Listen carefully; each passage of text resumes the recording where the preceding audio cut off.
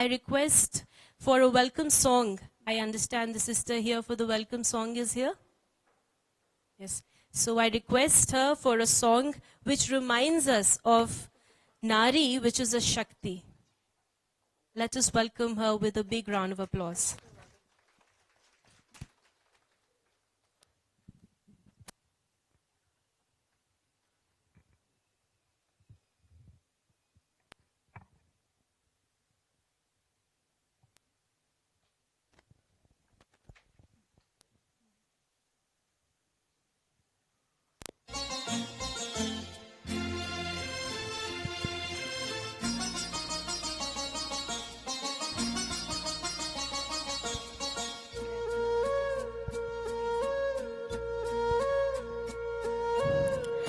नारी तू है गौरव गाथा, नारी तू है भाग्य विधाता। नारी तू है गौरव गाथा, नारी तू है भाग्य विधाता। तू है जग की माता, तू ही है भारत की माता। नारी तू है गौरव गाथा, नारी तू है भाग्य विधाता।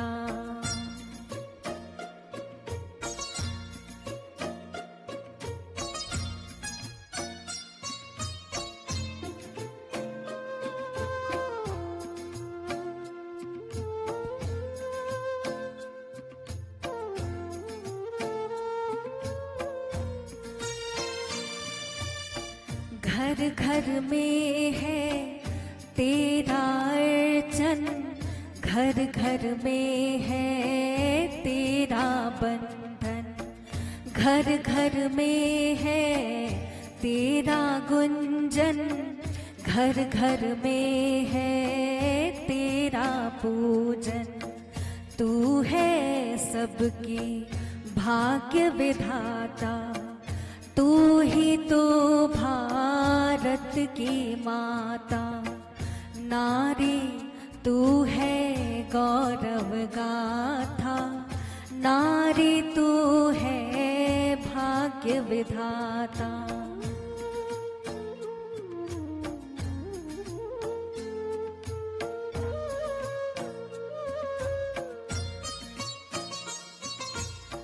संकट के मौके पे माता, ध्यान तेरा ही मन में आता। तू ही कर्म है, तू ही धर्म है, सबसे पावन तेरा नाता। लेकर शक्ति शिव से माता, करती जग का तू कल्याण।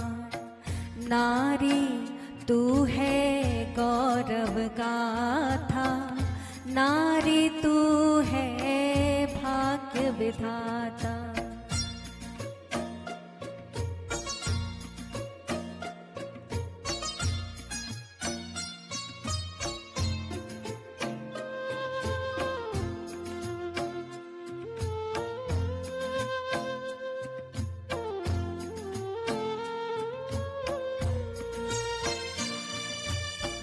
तू ही लक्ष्मी, तू ही सीता, तू ही काली, तू ही दुर्गा।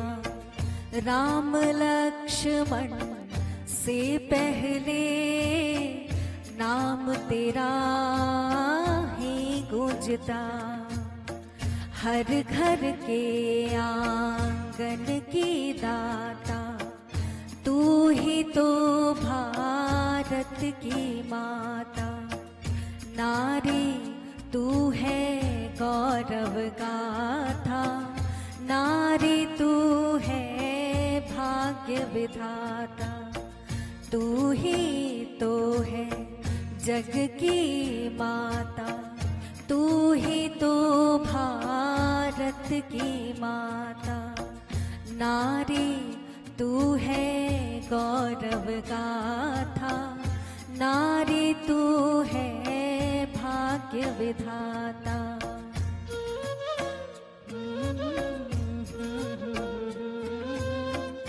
नारी तू है भाग्य विधाता, तू है भाग्य विधाता, नारी तू है भाग्य विधाता। Om Shanti. Thank you very much. And now I would request the sisters to please welcome the guests with the flowers. And after that, you know, we have come together for this beautiful program with the Embassy of Costa Rica. And I would like to introduce Mariela Cruz, who's the ambassador. She is a wonderful person. She has been a professional lawyer, but has taken keen interest in yoga. She has been visiting India for the last 15 years and has been visiting Mysore for her school in Ashtang Yoga School. She is authorized grade 2 yoga instructor and has got several yoga studios to her name in Costa Rica. We welcome with a big round of applause also, as we are welcome with flowers, Mariela Cruz.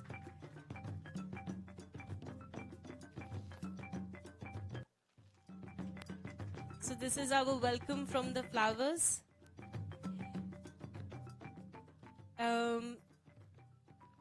Miss Mariela Cruz has been the recipient of research scholarship in Latin America and European family of law. She is also a mother of 7 children, 6 boys and 1 girl, and a grandmother of a baby. So look at her. Let us give a big round of applause for that. An inspiration to many women out there. And now I take this opportunity to ask you how the program came up. What is your idea of the program on the theme Women and Spirituality, moving forward to protect our world? Ambassador Mariela Cruz.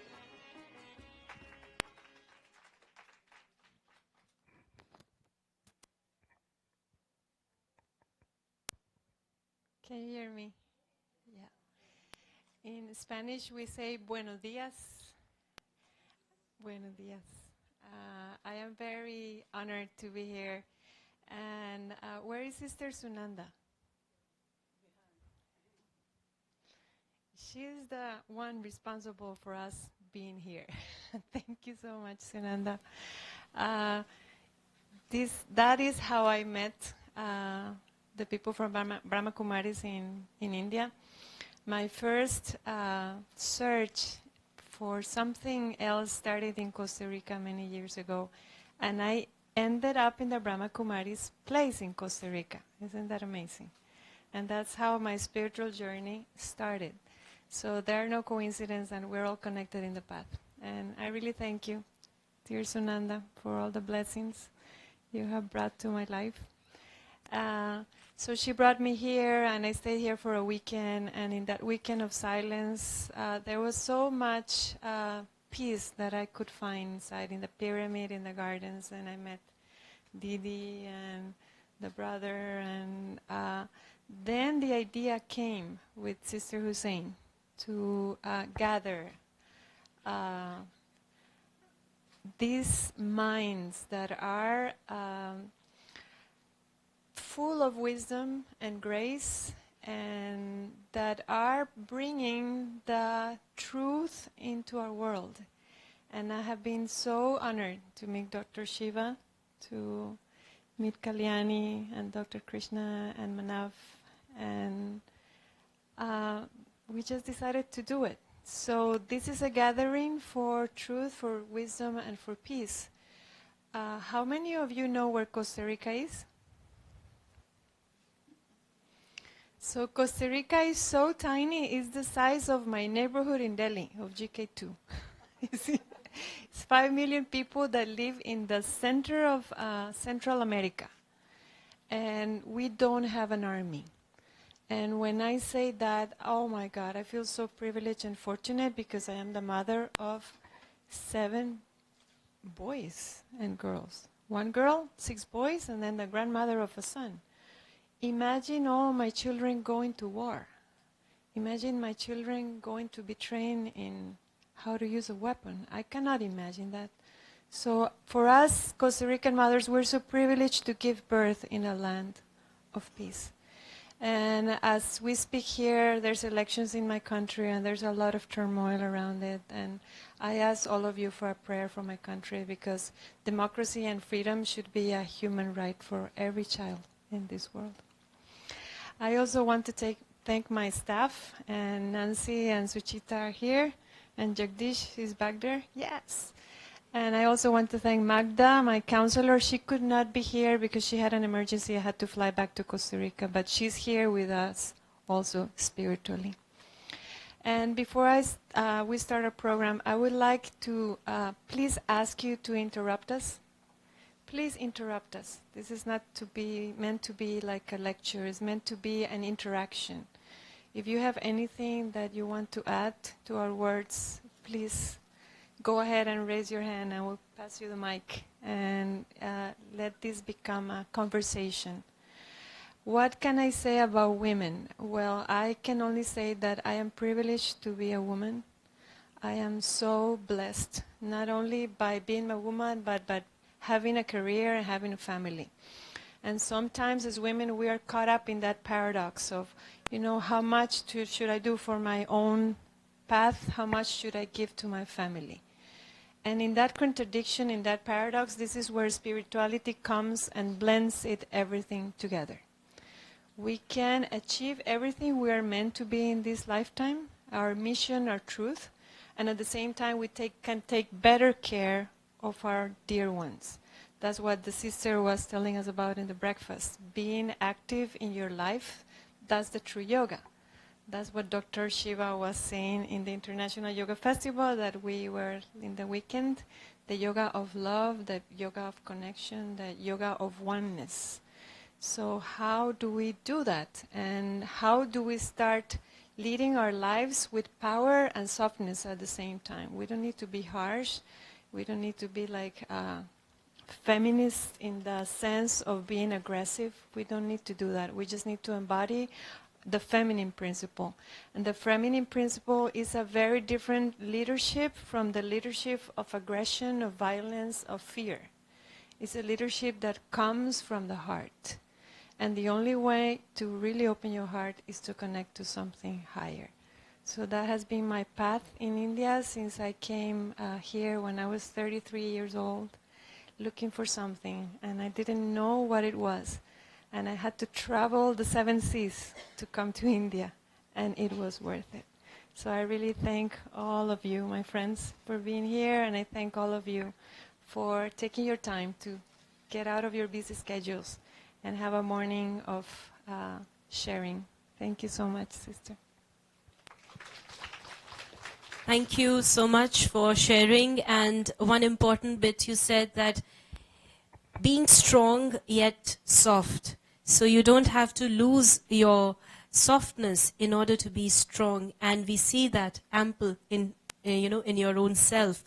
Thank you for your words and for bringing us together here on the same platform. And now I would request our very senior brother of the Brahma Kumaris, Brother Brij Mohan Bhai ji. We give him a big round of applause. He has taken his time to be with us. He has been with the Brahma Kumaris for more than 5 decades. He has practiced as a chartered accountant professionally, but for the last, since the 1970s, he is full-time dedicated his service for the service of the humanity. He is also the chairperson of our Politician Services Wing. He's traveled worldwide. He's the editor of our Purity magazine, and he is someone whom we all look up to because he has walked the talk. There are very few people who walk the talk. You need an example in front of you. And for all of us, he's an example who has followed the spiritual principles, who has guided, and he's very, very active, in his work. So we are very honored and happy that Brother Brijmohan Bhai Ji is with us. So we again give him a big round of applause.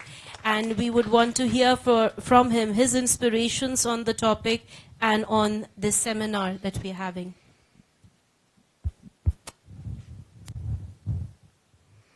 Om Shanti. Good morning.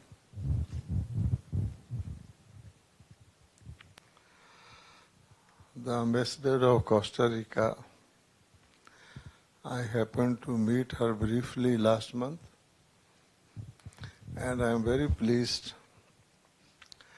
that she has organized this gathering.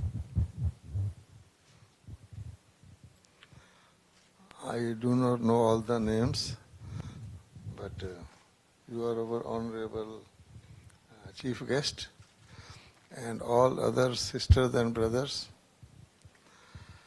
First of all, I will tell you my own feeling. I always say Bande Mataram. Salutations to the mother. Because if mother was not here, no human being could be here. All souls have to take bodies, and it is the mother who is instrumental for giving us the bodies. So nobody can pay back to a mother what her role is. Presently, the Brahma Kumaris, of which I am also one of the members, at least people will know that Brahma Kumaris doesn't mean women only, but there are brothers also. So the founder of the Brahma Kumaris, I will read out a few lines of what he thought about the women power.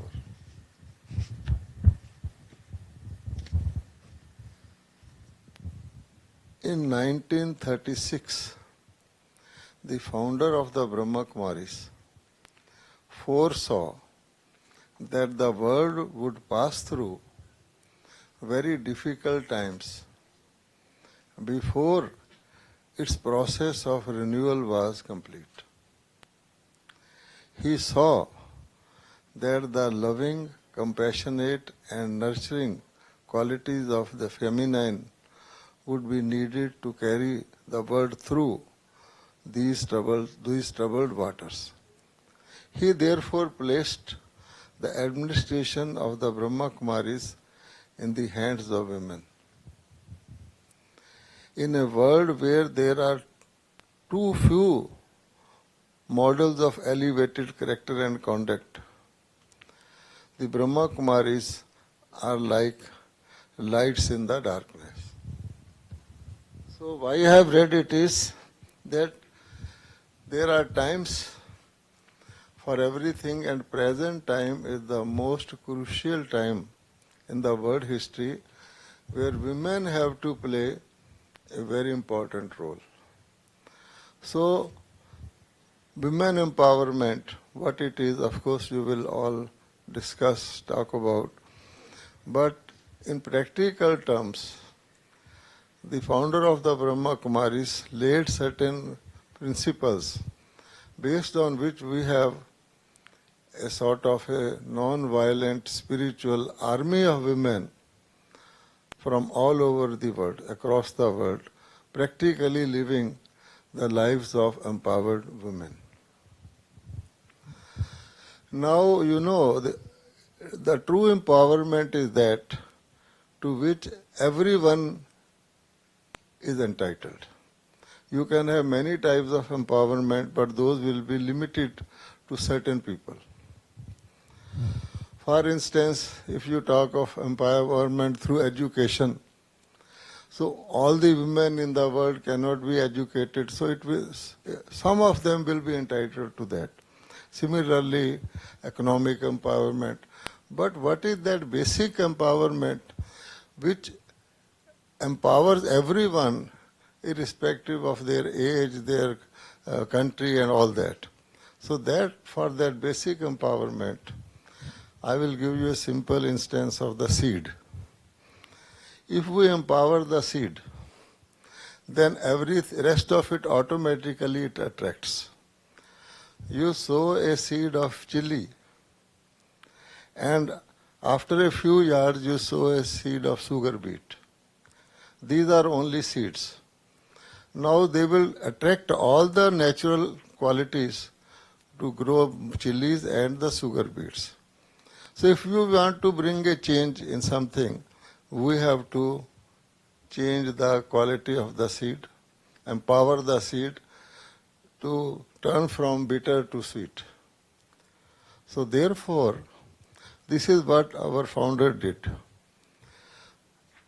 Empowerment means spiritual empowerment, because all of us are souls, and any betterment we could bring in the soul will reflect naturally and will naturally attract all other resources also. Otherwise, people, we spend separate time for health, time for wealth, happiness, well-being, and so on. So, our founder said that first of all, let everybody be made aware and awakened about our true being, that is the soul. Now the soul itself can, have sort of pollution or addition, adulteration of unnatural qualities like anger, for instance, ego, greed, etc.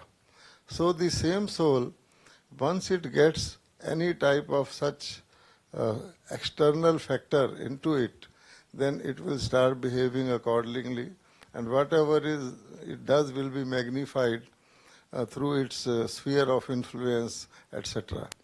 But if we remove that and make the soul pure, so naturally health will be taken care of, happiness will be taken care of, and your aging, long life, everything will be attracted. That was number one.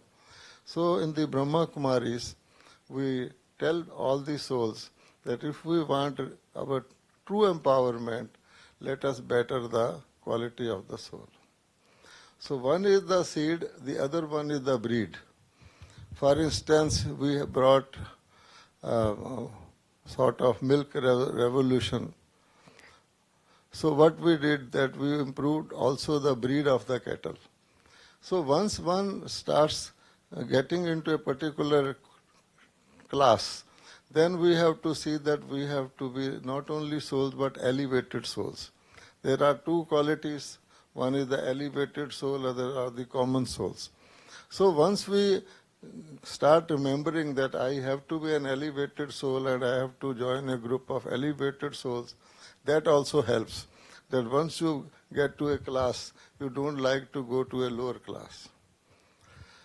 Thirdly, the Brahma Kumaris also pose a question that in this particular physical costume, you are sisters or ladies. I am a brother or a male. But are women to be always women in all their lifetimes? Or are men to be always men in their lifetimes? No. So therefore, in India we have got the picture of Vishnu who has 4 arms, which means that as souls we can be born either male or female. Even you find in a family, all children, of course, our sister had 6 sons, but that is possible, but still there will be a daughter. So anyhow a family is always constituted of males and female. So therefore the soul can take birth in any form. So in that sense also we are equal. In practical life also you will find if someone's husband dies, the lady takes care of all the duties and responsibilities for the family. Similarly, if someone's wife dies premature, then the person also, he has to bring up the family and bring out the feminine qualities. So therefore, if we look from that angle of equality, they call it equality of genders, but actually equality of the souls. So therefore, because now the female has, for certain reasons, has been relegated to background, the founder said, now is the time that the other qualities which have been missing, causing aggression, causing wars, causing violence, crime, and all those things, if you have to subdue them, then the feminine qualities of compassion, love, peace have to be brought out. So this is the background with which the Brahma Kumaris works, and it has succeeded in bringing more than 1 million families into their lives. Love, compassion, and both the best admixture of the best feminine and masculine qualities. So here you are, the group of Brahma Kumaris are there, and it is the most appropriate place we are holding this convention. So I wish you all the best. Om Shanti. Thank you very much, Paisa, for sharing your wisdom. And of course, we'll hear more from you as we progress. And I think we are also, our one guest who was missing, Sister Divya Khosla. I would request her to please take her place on the dais. She's a distinguished actor, director, and producer from Bollywood and has come specially from Mumbai to take her place. So we give her a big round of applause.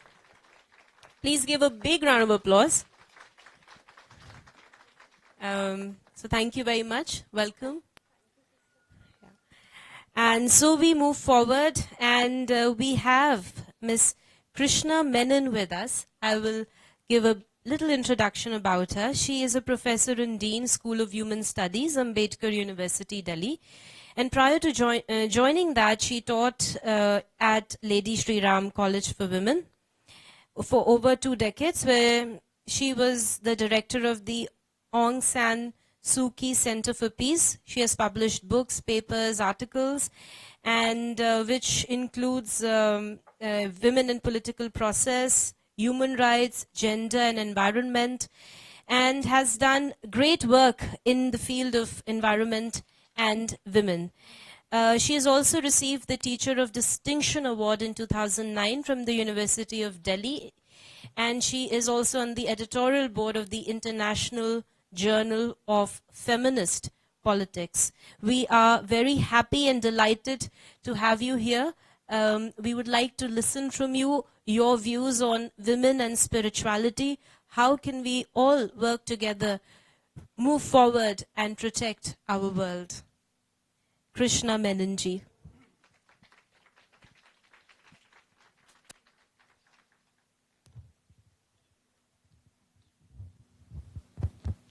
Namaskaram and Om Shanti. Good morning to everybody. Thank you very much for giving me this opportunity to be here. So my thanks actually has to begin with Her Excellency Ambassador from Costa Rica, Mariela, my dear friend now. We shared our thoughts on peace, women and political conflict in a very different kind of context, but I think our ideas brought us together, and that's the power of ideas really. Thank you to all the sisters and brothers here. It's a very special place. I can already feel much more at peace than when I was in the morning when I set off from home. So it's transformative in that sense. Brother here talked about, how the Brahmakumari movement is really an example of empowerment, and I couldn't agree more with that. I taught in an institution which is meant for women, the Lady Shri Ram College for Women. It's nearly 6 decades old now, and it's a college that's run by women. Every aspect of the college is actually administered, managed, accounted for by women. It had a wonderful energy about it.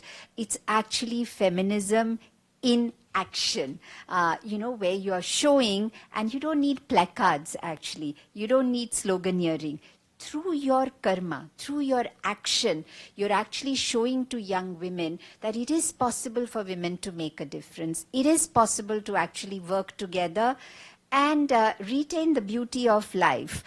What Sister Hussain said, the softness, and what I really liked what Brother said about bringing these qualities that are supposedly disparate, softness and strength, they're actually not disparate. If you look at the Jaina idea of Anekantavada, these are not really binaries. And when we go through life with rigid binaries, we end up in frozen positions of opposition and adversity. To think that it's men versus women, to think that it is the state versus the citizen, to think that it is truth versus untruth, these are positions, these are perspectives, and there is always the possibility of dialogue. That's what the Jaina philosophy teaches us, and I find these ideas extremely powerful. So the minute you say, I am right and everybody else is wrong, you put yourself in a very, very tight spot, because then there is really no possibility of a conversation. So I would say, when the email came to me and the topic said, talk about women and spirituality, one of the first thoughts that came to my mind was yet another binary that we have created for ourselves, the binary between spirituality and materialism. I really do not think there is any matter that exists without spirit. And there is any spirit that really is not anchored in some kind of material forces. And I'm not saying that. If you look at quantum physics, if you look at, cutting edge physics, what it tells you is that everything that appears to be solid, like this chair, the flowers, whatever we see around us, our own bodies, finally they are all actually, that old Upanishadic idea of neti, neti, not this, not this, not this, not this. So what finally? There is a clear field of energy, I suppose. And that energy brings within it very interesting binaries. It is still, yet it moves. It's big, yet it is small. It's here, but yet it is very far. This ability to bring together supposedly contradictory positions or supposedly binary opposites is actually what I think this conversation is really making me think about. So to imagine that there are some people who are spiritual, so it's like, the current buzz in corporate world is outsourcing. I do not really want to outsource spirituality to somebody and then, feel happy, okay, they are spiritual, I'll carry on being material. I don't think it really works like that. I think it's really important for us to remember that each one of us, within us, actually carries these two impulses and these two energies and these two forces. But it's the mindfulness. It's important for us, I think, to be mindful of the fact that we are not completely defined by the material forces that we are right now pursuing. At this stage in my life, I am a professional, I am working, I have a family. So yes, I do all the things that I'm supposed to do, buy a house, have a car, etc., etc. But I have to also remember, neti, neti, this is not the only thing that's there about life. And I think that mindfulness is really what spirituality is about. And being mindful of every little thing. I was listening to Sister Hussain at breakfast, and it was I was happy to hear her use the word mindful. The minute we become mindful of every little detail, I loved Manavji's stole. I noticed the detail in that. It gave me great pleasure. I noticed Sujayaji's beautiful sari. I mean, each of these little things give me pleasure because there is a human being, there is an energy, there is a thought behind all of these things. And the more mindful we become of those things, I think we become spiritual. And that, when I become mindful of things, I then begin to appreciate the interconnectedness of life.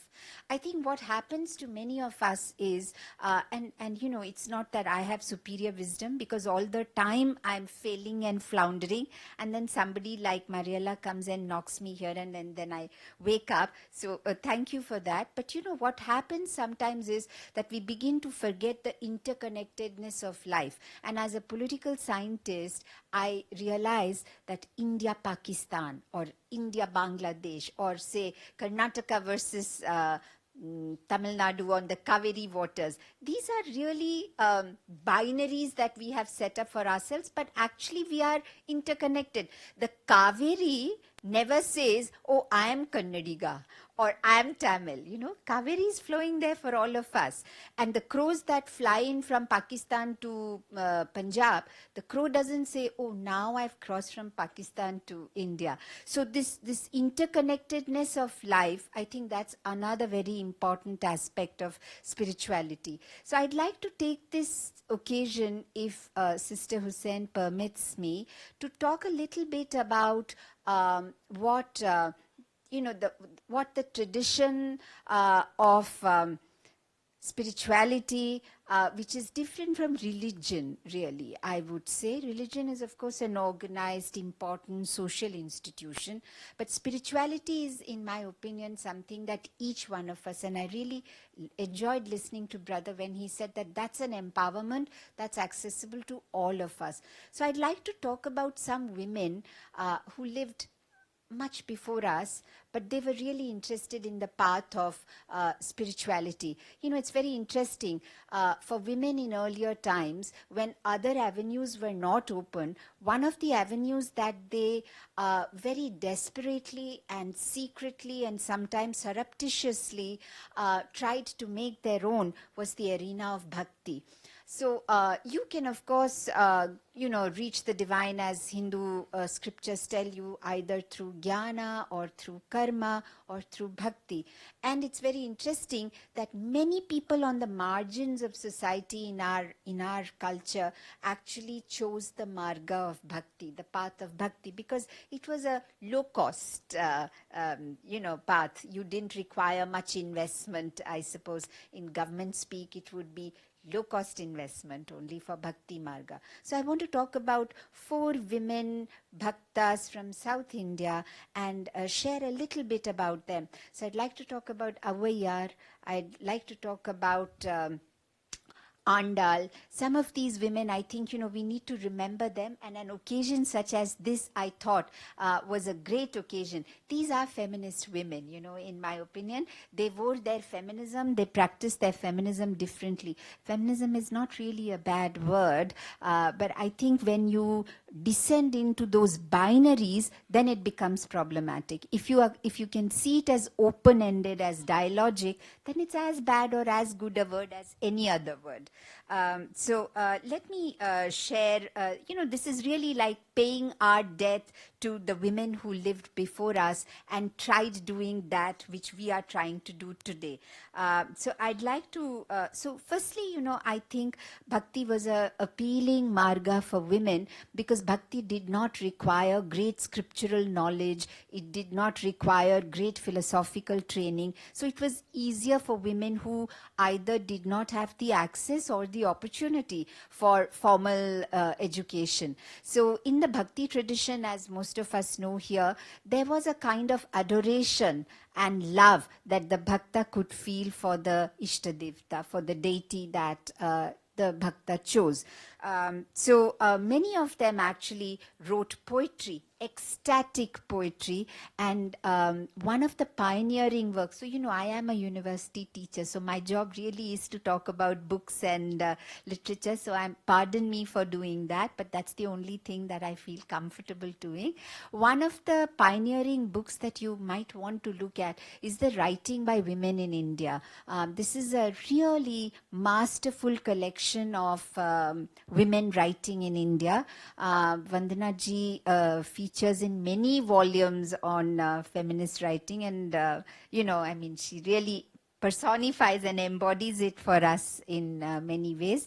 These are women like her, but who lived many centuries before all of us. So Avvaiyar, the first woman that I want to talk about, she's from the Sangam era in what we call, so that's around the 9th century BC. 9th century AD, sorry. And she lived in what we call Tamil Nadu today. Avvaiyar actually is not a name. It actually means a respectful way of addressing an older woman. all over Tamil Nadu in small towns, you would find Avvaiyar statues put up here and there in street corners. This woman had great wisdom. She understood the principle of oneness of life, and she actually felt that domesticity and marriage were not for her, and she moved out of that life and searched and yearned for a different way of life, something that many women even today experience, but they're not allowed to actually follow that path. And I think Avvaiyar for me therefore represents a proto-feminist. You know, she's somebody I would like to have met and somebody I would have liked to hear. Her poetry is extremely moving and powerful. Those of you who would know Tamil would have read it, heard her, sung her, learned to sing her songs, but others I would urge you to please at least read her in translation. She's a powerful woman. She, of course, so she's not one of those, as Sister Hussain said, she's not one of those who's saying break down everything, destroy the world as you know it. She's saying that for some women that might work, but for some women that doesn't work. So domesticity and marriage is not for me, but that doesn't mean that it's not for others. And I think that's a very powerful statement to make. The next woman I'd like to talk about and pay my respects to on this occasion is somebody called Karaikal Ammiyar. Now, she's a very fascinating woman. She didn't have a particularly happy personal life, and she wanted to lead a life where she could pursue her spiritual aspirations. But the social context that she was located in would not allow her to do that. And she actually, my heart goes out to Karaikal Ammiyar when I think about it. I don't have an image of hers right now, but she has been immortalized in iconography as somebody who prayed so that she could be turned into an extremely ghoulish looking woman. Somebody with sagging breasts, protruding teeth, scanty hair, and absolutely gnarled limbs, so that she wouldn't be an object of desire and attraction. So poor woman, in order to pursue the path of spirituality, had to pay this price, and my heart really does go out to her. The next person I want to speak about is somebody who is an extremely, extremely attractive woman for me, Akka Mahadevi. She wrote beautiful Kannada verses, and she is actually one of those women who reached that level of spiritual elevation where the body ceased to matter to her at all. For many women, their body becomes the trap, really. So, you spend a lifetime embellishing, nurturing, adorning, preening over that body. And Akka Mahadevi, in a very rhetorical poem, actually says, what are you going to do with this body if I'm going to walk down the streets bare naked? Do what you want to, I don't care, because I'm not a woman, I'm not a man, she says. And that's the kind of part that I find bhakti can give to women. And let me read out a poem by her. People, male and female, blush when a cloth covering their shame comes loose. When the Lord of lives drown without a face, in the world, how can you be modest when all the world is the eye of the Lord, looking everywhere? What can you cover and conceal? I think these are really powerful lines. And the last woman that I want to talk about and remember on today's occasion is Andal. Now, Andal is a very powerful Vaishnavite woman who, in the Vaishnavite tradition, who was steeped in Vaishnavism and her love for the Lord. Sister Hussain showed us Krishna in the morning, after whom I am named, I suppose, by my parents. So I'm really honored by that. So Andal actually represents the other kind of path that women could take in spirituality, where she doesn't do all of these things that the other three women did. Avvaiyar became old, Karaikal Ammiyar turned herself into a ghoulish kind of a body, and Akka Mahadevi was this really radical firebrand bhakta who roamed around with no care. In fact, if you see statues, iconographic representations of Akka Mahadevi, she's often shown as having overgrown hair, so that hair covers her body, because she gave up wearing clothes and walked down the streets of her village with no care in the world. So she's yet another extreme. But Andal, in a way, represents the possibility of spirituality and the pursuit of spiritualism for women, even within the framework of conjugality and domesticity. So we have 4 models here, and it's for us to decide as women and men which model we would like to. But I think the conclusion that I'd like to make here is that we must remember that we are more than this neti. This is not, I'm not just this. I am this, but I'm something else also. But I'm not just this and that. I'm something else as well. That's a really powerful idea. And when I go on negating and saying that I'm not this and I'm not that, finally I'll come a full circle and I'll be a part of everything around me. So on that note, I'll say thank you for your patience and listening to my ideas. Thank you. Thank you very much, Ms. Krishna Menon. I think it was very informative, and the way you shared about the 4 women and the type of pursuits of bhakti, of spirituality, the way that they were trying to reach out to the one above. And the crux we understand is definitely we have to be mindful of something that is invisible, something that we are not. We are not just this material body, and we are something else. And you emphasized that point. Thank you very much and for sharing that information. And now I would request, we have with us Miss Kalyani Unkale. Let us give her a big round of applause. She is an associate professor and also a director at the Jindals Global University. She is having completed her BA and MA degrees. She was awarded Erasmus Mundus Scholarship to pursue her MA and MSc at the London School of Economics and the University of Leipzig. Returning to India, she has held positions in the government and consulting before joining the Jindal Global University. She has also founded the Whiteboard Initiative to provide support for stronger higher education ties between India and Europe, and is also a member of the Global Horizon 2020 Research Consortium, the Jean Monnet Networks, the European Union at the Crossroads of Global Order, and the Global Working Group on International Students and Law Schools. And she is passionately committed to promoting intercultural understanding and creating opportunities for educational exchanges between young people. She also contributes on columns on themes of spirituality, and we give him a big round of applause to share her thoughts on.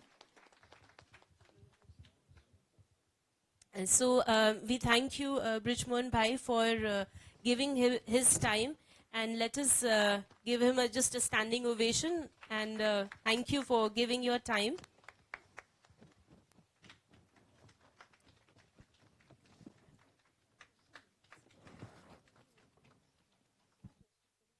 Yeah.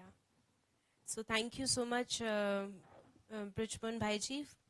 And we request the sisters to please move in front. And we have some seats here in the front which are vacant. So people at the back can come and join the seats in the front. So whoever is at the back, you can please, Divya, you can please sit in the front, yeah. Yeah, like we can just move a little further and we can get one chair removed. And we also welcome Divya Ben with a flower. We request the sisters, and we request you to give a big round of applause.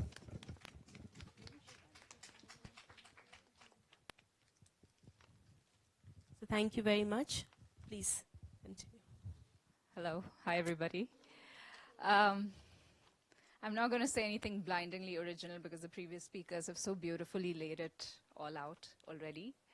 But what I'm going to do is I'm going to not speak in the abstract and not speak about the third person, but I'm going to speak from my own experience. And the experience I refer to is in a line, the experience of becoming a boss, which I became a year ago. because someone decided to slap the director label on me.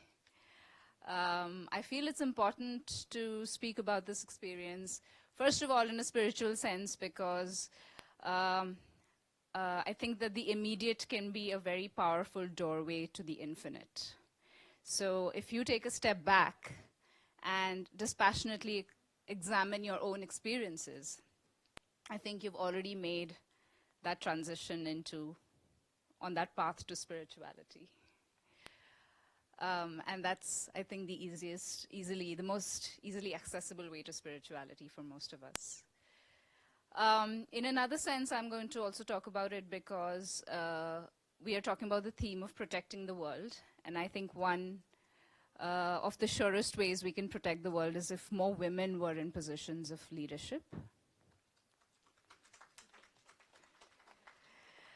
And I'm going to make, in sharing my experience, I'm going to make the case that not only should more women be in more positions of leadership, but they should understand and develop their own brand of leadership, which, as Mariella already alluded to, can be wielding both strength and softness at the same time, rather than succumb to the pressures of becoming a certain type of leader, which we've all come to associate with the idea of leadership. So I'm just going to read out some of the thoughts I penned down on the occasion of the first anniversary of my office, my new office, which I started at the Jindal Global University. So I've learned more in the past year than any other year that I can recall. My greatest reward is going into work every day and being in the midst of a happy and well-adjusted team. But getting here has been a learning process too. I found that men in particular, so male colleagues, they expect a very assertive brand of leadership. This is in large part due to the fact that they have previously encountered exclusively male bosses in many cases. With this realization, I had to train myself to wield my expectations with less reserve, because initially people feel that unless you take a strong stand about things, you don't know what direction you want to go in, and people want the leader to take the lead and set the direction. So I think it's important to be decisive, and in some cases it's by saying, it would be good if we do this, rather than always, women have a tendency to be very consultative, but that is not always understood. However, on the other side, I also wanted to motivate my team to be self-starters and to work well with each other, which is difficult if they're constantly looking at you for direction, right? But then what happens is when you are out of the picture, they don't work with each other because they say that I'm waiting for marching orders from the boss, right? So it was kind of a tightrope to walk in between trying to motivate people to be self-starters and to work together as a team, but also, let them understand or help them understand that there's a clear vision towards which we are working. So I think that the difficulty of achieving both these things is why so many leaders opt for the my way or the highway approach and end up creating more followers than other leaders, right? So how do you distinguish between a good leader and a great leader? A good leader creates followers, a great leader creates other leaders, okay? But this is I think, the difficulty of doing that. It has also come to my attention that as a woman, I naturally care about the working environment a lot more than other sort of colleagues of mine who are also leaders and bosses, but who are men do, right? So I care much more about the well-being of individuals on my team and the atmosphere in the office. And somewhere I think that this is because girls are taught to care about everyone and everything, whereas many boys are raised to doggedly pursue whatever it is that they wish to accomplish. And I think that this makes the case for a lot of women being in positions of leadership or positions of management, where a lot of your time is invested, and energy is invested in helping other people succeed. So I think women naturally have this ability of investing themselves in ensuring that those around them are doing their best and achieving at their optimum. So it really surprises me that this has not been understood in the world of management yet. Yeah, right. Next, I've had to teach myself to trust. I don't have the luxury of seeing everything through from end to end anymore. I cannot, micromanage every single thing. Every day feels like taking a leap of faith. But I have observed that if you show faith in people's abilities, most individuals would respond well and they would try to justify your confidence. Okay, so it is also about trusting other people to deliver their best. As I have hinted at earlier, the default leadership style that is known to most people is male.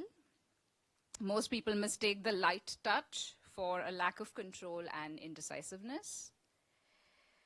There are also some subtle gender-based undercurrents in the workplace, many of which actually make me laugh. I find them amusing. I've noticed that men in the workplace tend to celebrate each other's achievements a lot more overtly, okay? So there's a lot of like, yeah, today we're gonna, go out after work, or we've brought in something at work and we're celebrating. There's a lot of like backslapping and bromance and, all of that. But women,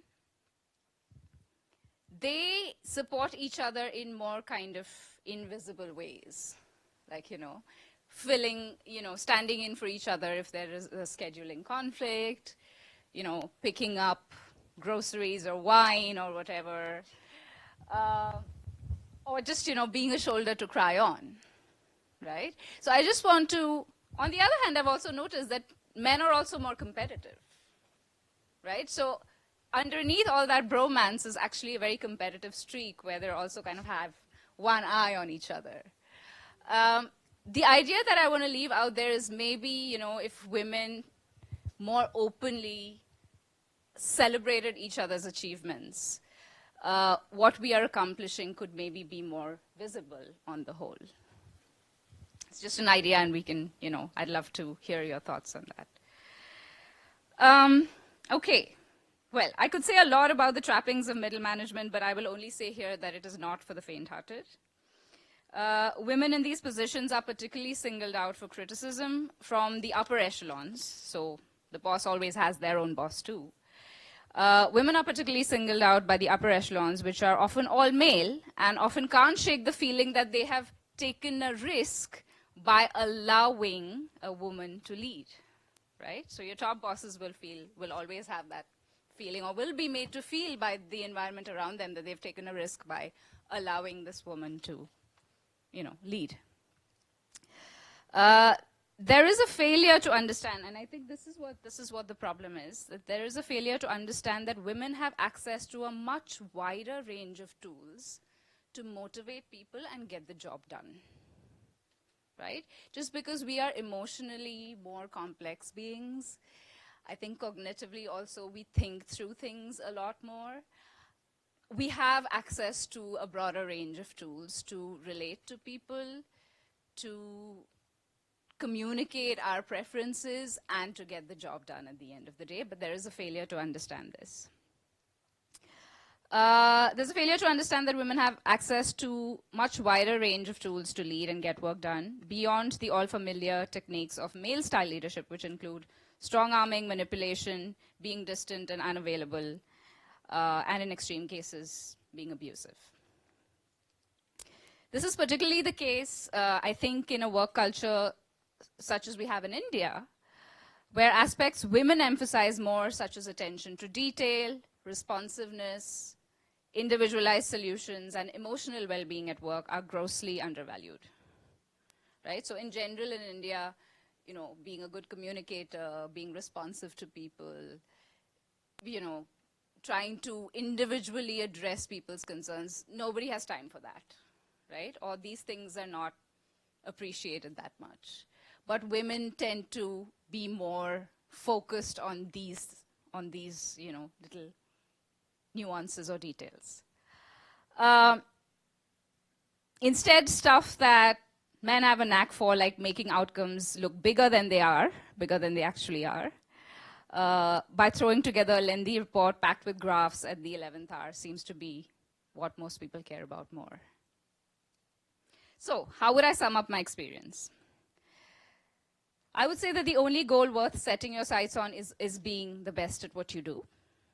The rest inevitably follows, and when it does, you step up and take the rough with the smooth. When one gets closer to the top, the pressure to blend in does not go away. If anything, it only intensifies. There is more to lose, but leadership is also about building people up, not tearing them down. And if women are going to make a difference as leaders, it will be because we jealously guard our ability to nurture, of which we have an abundance even on a bad hair day. That leaves the question, why am I talking about my day-to-day experiences? I already sort of alluded to that because I think the immediate can be a great doorway for our for the infinite. I've also alluded here to the Bhakti movement, which you, Professor Krishna, already addressed.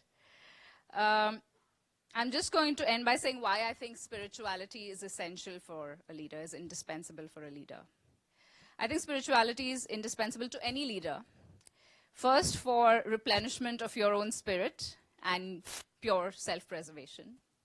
I think a bit of meditation goes a long way in, keeping up your reserves to face all that you need to face as a leader. Secondly, as many of us here have experienced, meditation delays your response to situations. A leader who has a knee-jerk reaction to everything can cause a lot of damage. So I think when meditation kind of slows us down and makes us sort of wait before and think things through before we respond to situations, that's a great quality for any leader to have. And lastly, to be surrounded by a sense of gratitude and remember how fortunate you are to be in the position that you are. It can get lonely at the top, and the headwinds can be strong sometimes, but one must always remain aware of the tailwinds, of the things that are pushing us along and carrying us forward.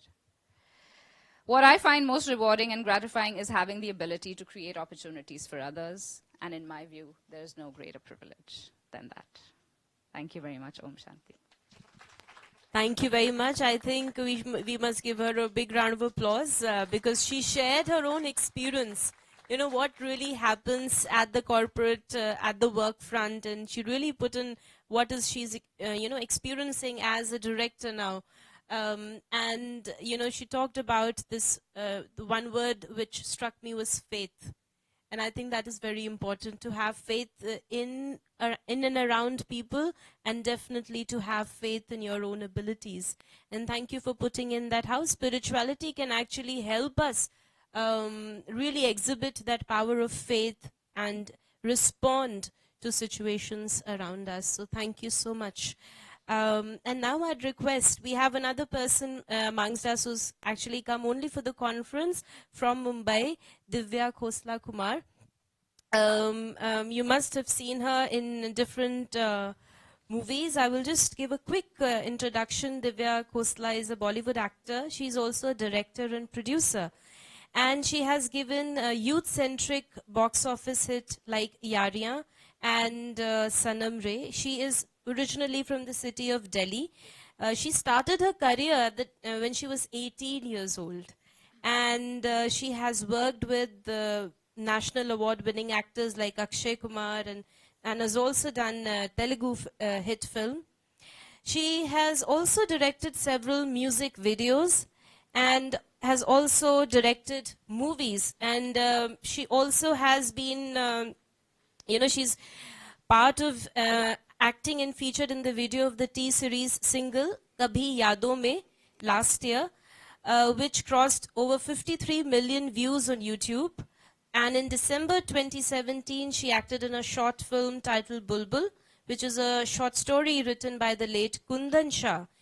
This film has received tremendous critical acclaim and even went to be nominated for the short film category at the 63rd Filmfare Award. When she's not acting, producing and directing, she's a doting mother to her son, a loving wife and advisor to her producer husband, Bhushan Kumar, who's the chairman and managing director of T-Series, the biggest music production company in India and a leading film producing company and the #1 YouTube channel in the world. And more than that, I think this was just something, I mean, we all read, but more than that, as a person that I have known, she is a tremendous human being who has deep love for, for her own self, for cultivating spirituality, and through that she's bringing out a lot of change in her family, in her work, and with the people that she works around with. So we would ask Divya to share her experience of how, she's visited the campus many times before. And, we take, especially in India, Bollywood is something which is just glamour and just outward. But there, deep within, somebody is actually practicing a lot of, spirituality. How does that happen? We'd like to know from Divya, what is her experience? How has spirituality helped you? How have you brought in the spiritual dimension in your glamorous life? Because you're still living that life, yet inside you are creating that consciousness. Please share us your experience. Thank you, sister, for such a beautiful introduction. Om Shanti, everyone. A very good morning, and it's delightful to be here among such beautiful women and sharing the stage with such talented, eminent personalities. And I would like to thank Asha Didi and Sister Hussain for having me. Well, on the occasion of the International Women's Day, we are discussing about women and spirituality and protecting our world. Planet Earth was created 200 billion years back. That's when our world was created. But was our world, my world, really created then? I feel my world was created in this particular life the day I was born. And my own world is the one inside me. I'm living that world first, and then I'm living the outward world. So the most important thing for me is to protect my world. If I'm happy, I'm serene, within, only then, outwardly I'll be able to spread that happiness. And, like they say that it's the Kali Yuga going on. So the vibrations all around are so negative, and that negativity really affects all of us so easily. If somebody's angry with you and somebody shouts at you or shows his or her anger, it affects you. You absorb it, you reflect it, and it becomes a part of your own emotion. So how do I protect my own self, my own world from qualities like anger, greed, jealousy, lust? I think somewhere down the line, I think it was my own search which led me here to ORC. And I think that I first visited the campus 2 years back. And I have to say that it's helped me tremendously. And when I say that, is spirituality important? Is meditation important for each and every one of us? No, I don't think so. It's important. I believe it's a necessity. It's a necessity like brushing your teeth. And I feel one cannot function without it. And what I learned over here was the connection we make to the Supreme Soul, and how do we keep our own world and our own aura very pure and positive, and how we block the negativity from entering us. So we all are like batteries, and because of the Kali Yuga and the negative vibrations, we end up getting discharged. And it's very important to charge ourselves. And the only way to charge ourselves is to connect with the Supreme Power, the Supreme Soul, who's an ocean of love. And, from Him, with Him, you charge yourself, and then you charge others. You charge your children, you charge your family. Because if a woman is unhappy inside, then what will she protect the world? It's very important to be happy inside, to be strong inside. Every day you read cases like some children committing suicide, or due to the exam pressure or whatever pressures they're having. I think that's because, when we are growing up also, we are taught to compete, we are taught to,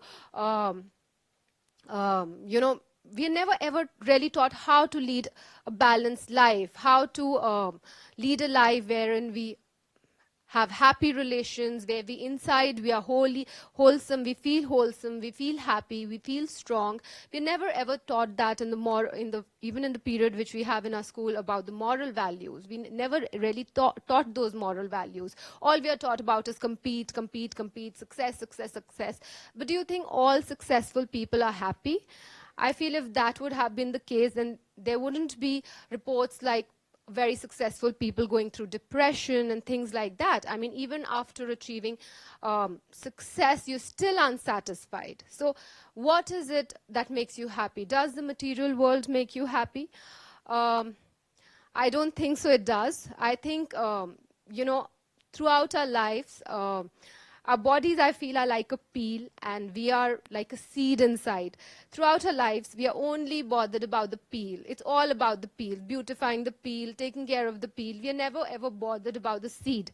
And when the seed leaves the peel, nobody in the world is bothered about our peel. It's our seed, our soul that's important, and that's what we have to nurture.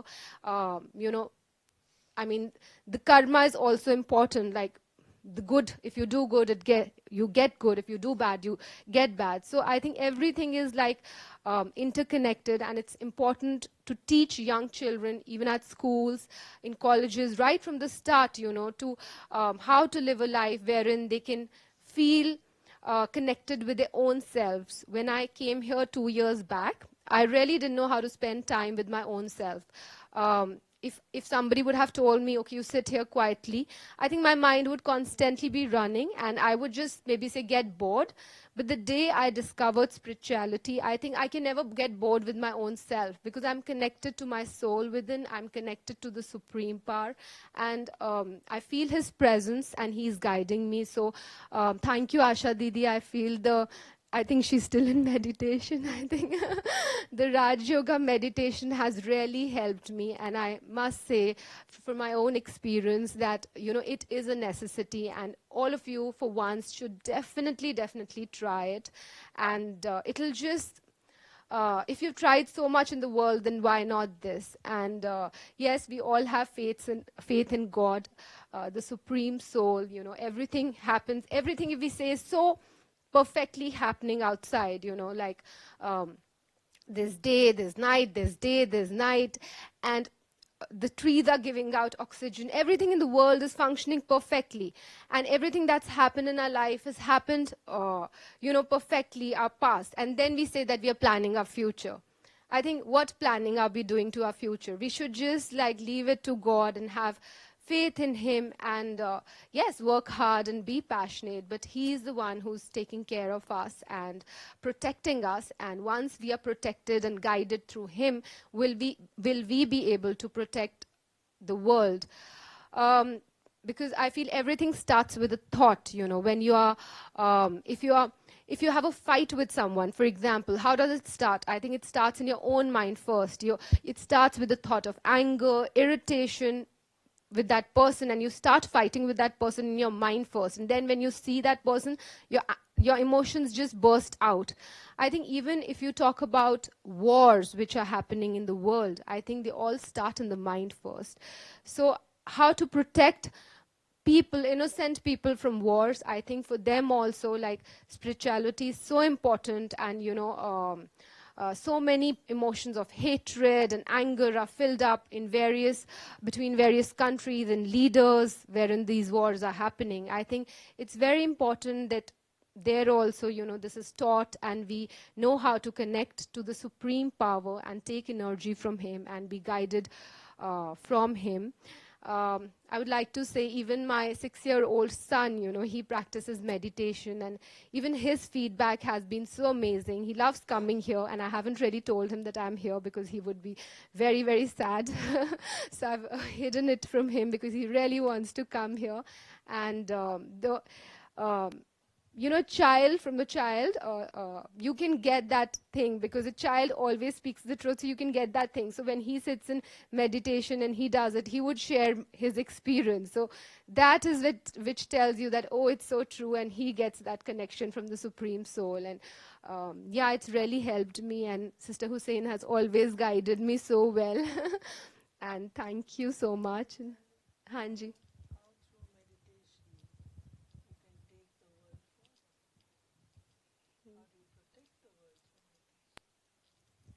I think through meditation you can really, you know, protect the world. Like I said, that if you protect your own self, you protect the people around you, and then I think, Asha Didi, you should tell that.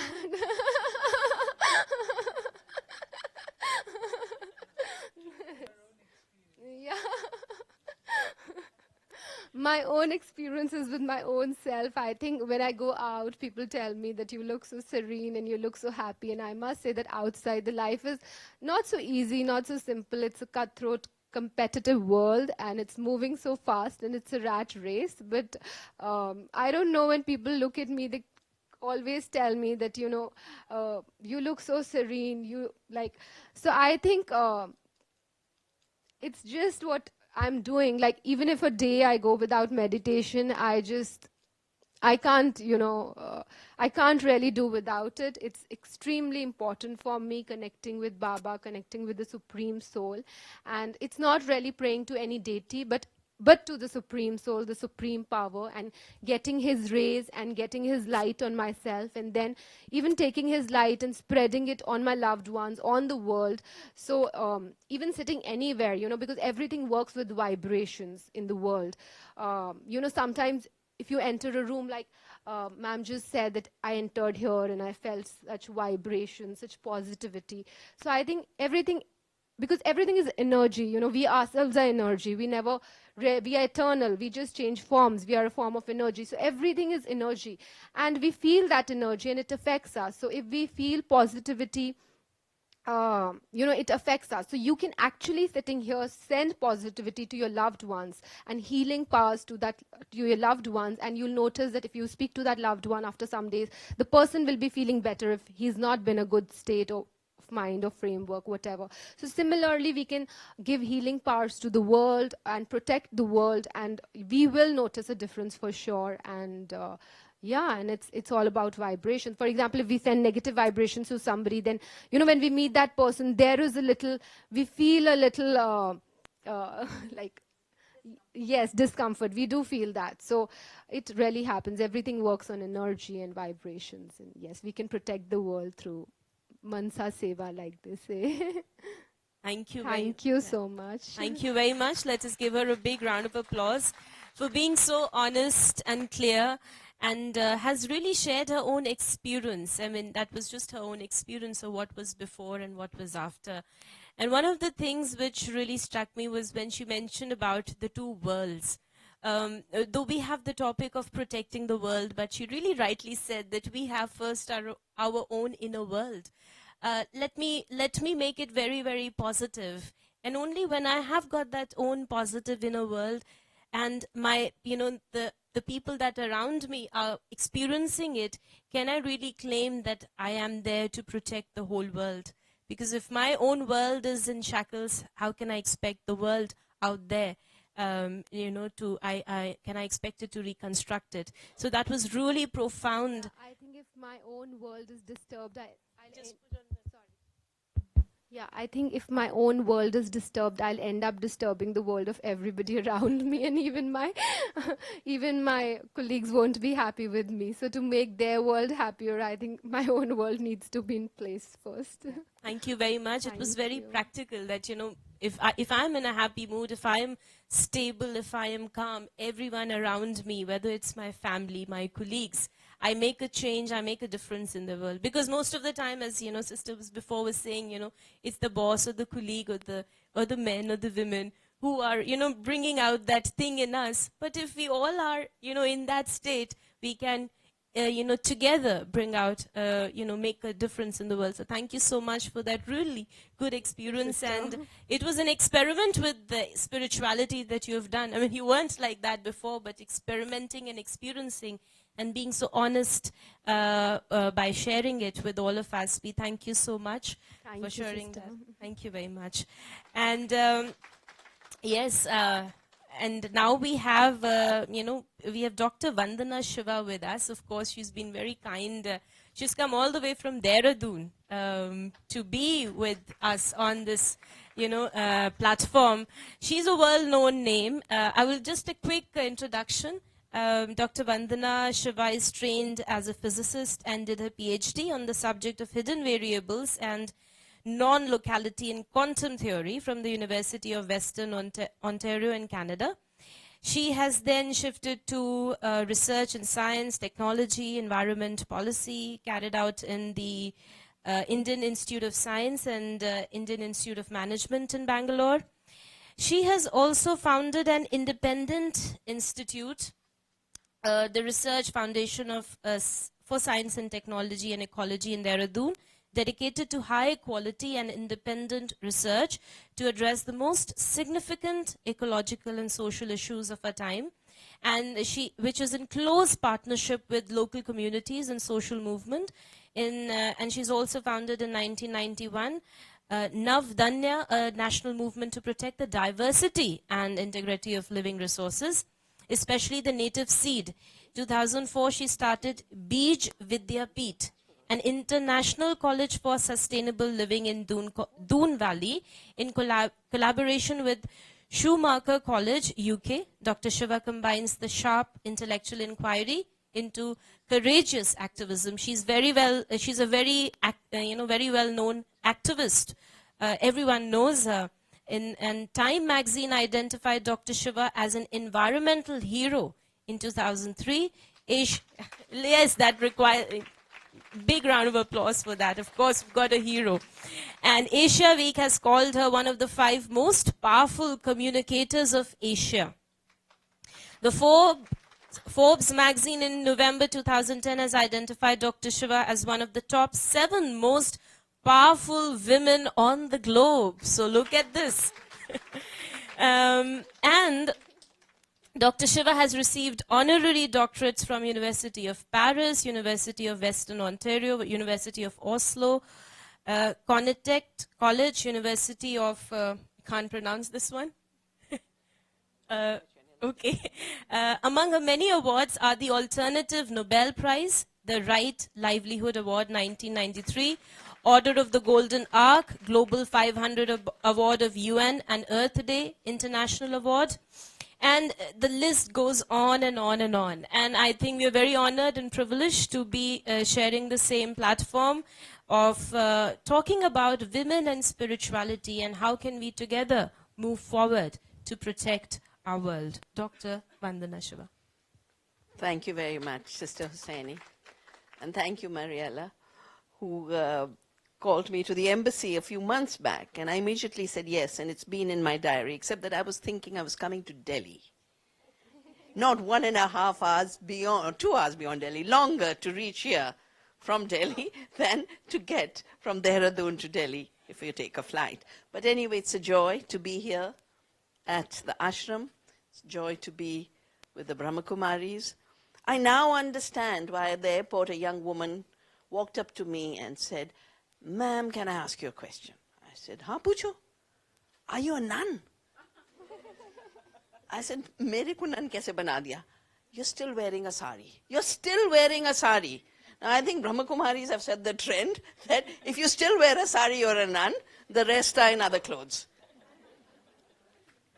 India, of course, has changed tremendously. I am from Dehradun. I'm born in Dehradun. We call our land Devbhumi, where everything is sacred. We have the Char Dhams, where the 4 rivers have their sources. And I first joined an ecological movement in 1972-73. It was a movement of women, and I want to remember them today on this Women's Day, the women of Chipko. And for those of you who don't know, Chipko was the movement, women coming out to protect our forests, with deep knowledge of what the forest meant. And I remember a particular day where they came with lanterns. And of course, the police was there to arrest them for protection. It's considered a crime. And they said, can't you see the sun is shining? You don't need lanterns. And they said, we haven't brought it for the sun. We brought it for you. Because you think these are timber mines. You think these trees are just this much of square foot of timber to sell, or this much resin from the pine tree to tap. These are living goddesses. And they are the source of our soil and our water and our pure air. 1978, we had a flood. The government woke up to the fact, yes, the forests protect rivers, because the flood went all the way to Calcutta. The ground floor of the buildings in Calcutta was flooded because deforestation had led to a slipping of a whole mountain above Uttarkashi, and a dam had been formed, 4-mile-long dam, and when it burst, the flood reached all the way. But they kept saying the pure air thing we can't understand. Well, now that we have climate negotiations, and I often meet Sister Jayanti at the UN platforms, everyone realizes very simple scientific fact that we exhale oxygen, the trees take oxygen, we exhale carbon dioxide, the trees take carbon dioxide with the sun's energy, transform it into all the things we need to live, and the oxygen we need to breathe. Children in grade 1 learn this simple fact, and we forget it throughout life. So we cut every tree that comes in the way. In the period when I was in Bangalore, I had an office. When I shifted from the Institute of Science to the Institute of Management, I had an office where a coconut tree went through my office, because the coconut is sacred. And near our institute, we had a peepal tree right in the middle of the road. The road had to go around it. We didn't believe in civilization of violence. You make way for the tree. You make way for life on earth. And that non-violent power is the power of creation, and it is the power that women of Chipko used. Hugging. You know, around that same time, other movements were growing. And in 81, we got a logging ban when the government realized that what the women were saying was right. And today, the forests above 1,000 meters are managed as conservation forests. Women's simple action changed forest policy, created the environmental department and then the environment ministry of this country. It wasn't scientists who created it. It was women's knowledge.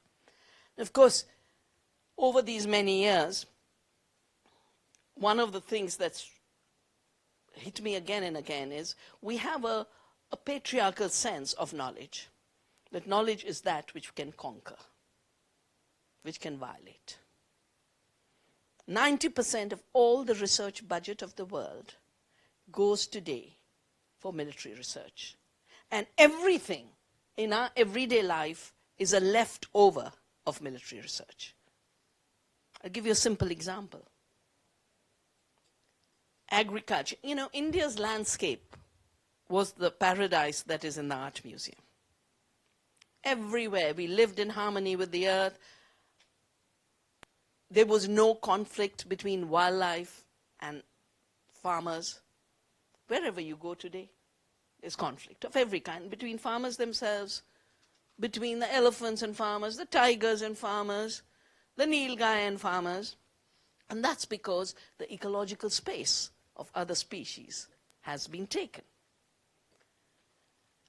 Why do we do agriculture with chemicals? And one thing I would request the ashram is please partner with Navdanya, the movement that is spreading non-violent farming in this country, beginning with the seed. Around here, the farms are in pain. The plants are in pain. I've just come from seeing our wheat plants. And the wheat plants in these fields, fertilized, huge amount of takeover of weeds. Weeds should not grow in a good farm.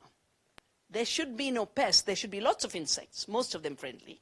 But there should be no pests that you have to kill. Where do the chemicals come from farming? Why are we using chemicals? And why did we call it the Green Revolution when it was not green and it was not revolutionary? Because during the wars, especially in Germany, they had developed chemicals to kill people. Hitler's labs, IG Farben was the company, was given the task, find gases to gas people in gas chambers. Millions were gassed. Those same chemicals became pesticides. That is why in the city of Bhopal in 1984, it became a gas chamber. 7,000 people were gassed. Children today are being born maimed. We have a book called Poisons in Our Food. My sister, who's a medical doctor, and I have written it together. It's not over. That tragedy is not over. Chemical fertilizers. A, where do they come from? And do they actually help fertility? The factories that made explosives for the war used a technique which was burning fossil fuels at very high temperature to fix atmospheric nitrogen. And then when the wars were over, they said, we can use this as chemical fertilizer. Make the urea, the nitrogen fertilizer. Is it helping? No, it's not. Soils which have urea have low nitrogen. In our valley, in Doon Valley, we've done a 20-year assessment. Our organic farms have increased organic matter 100 times, 100%, nitrogen 100%, and all the other micronutrients we need. Meantime, the chemical farms have lost nitrogen 22%. But that nitrogen isn't just ruining soil fertility, it's killing the earthworms, it's killing all the microbes that give us soil fertility. It's emitting a greenhouse gas called nitrous oxide. It's running off 90%, runs off into rivers and oceans, creating dead zones. So if you take the overall impact, it's only negative because we applied a militarized, violent mindset to how we grow food. I did a book in 1984 when Punjab erupted in violence to understand why was there violence in the land where the Green Revolution was introduced and it had been given a Nobel Peace Prize. And I said, कुछ तो गड़बड़ है. यहाँ Peace Prize दिया गया, यहाँ लड़ाई है, 30,000 लोगों को गोली लगी हैं, bombs हुए. I was a MSc honors student in physics in Punjab University in the 70s and it was fine. So what happened so rapidly? And that's when I did the study, but I also found, I read, because you have to teach yourself. So I read every book that people are taught in agriculture. They're not books on how to live on this earth in non-violence. They're not even books on how you grow food. They're books on how you declare war. If there's a pest, got to kill it. Well, those pests, what they call pests, are the bees that give us 30% of our food, that pollinate. If there's a plant that you didn't grow, I grew up with something called bathua. I don't know, for you in the North India, you'll recognize the bathua. You don't find bathua. You find other weeds. It was declared a weed. My grandmother used to make a lovely raita with bathua and sometimes also put it into the roti.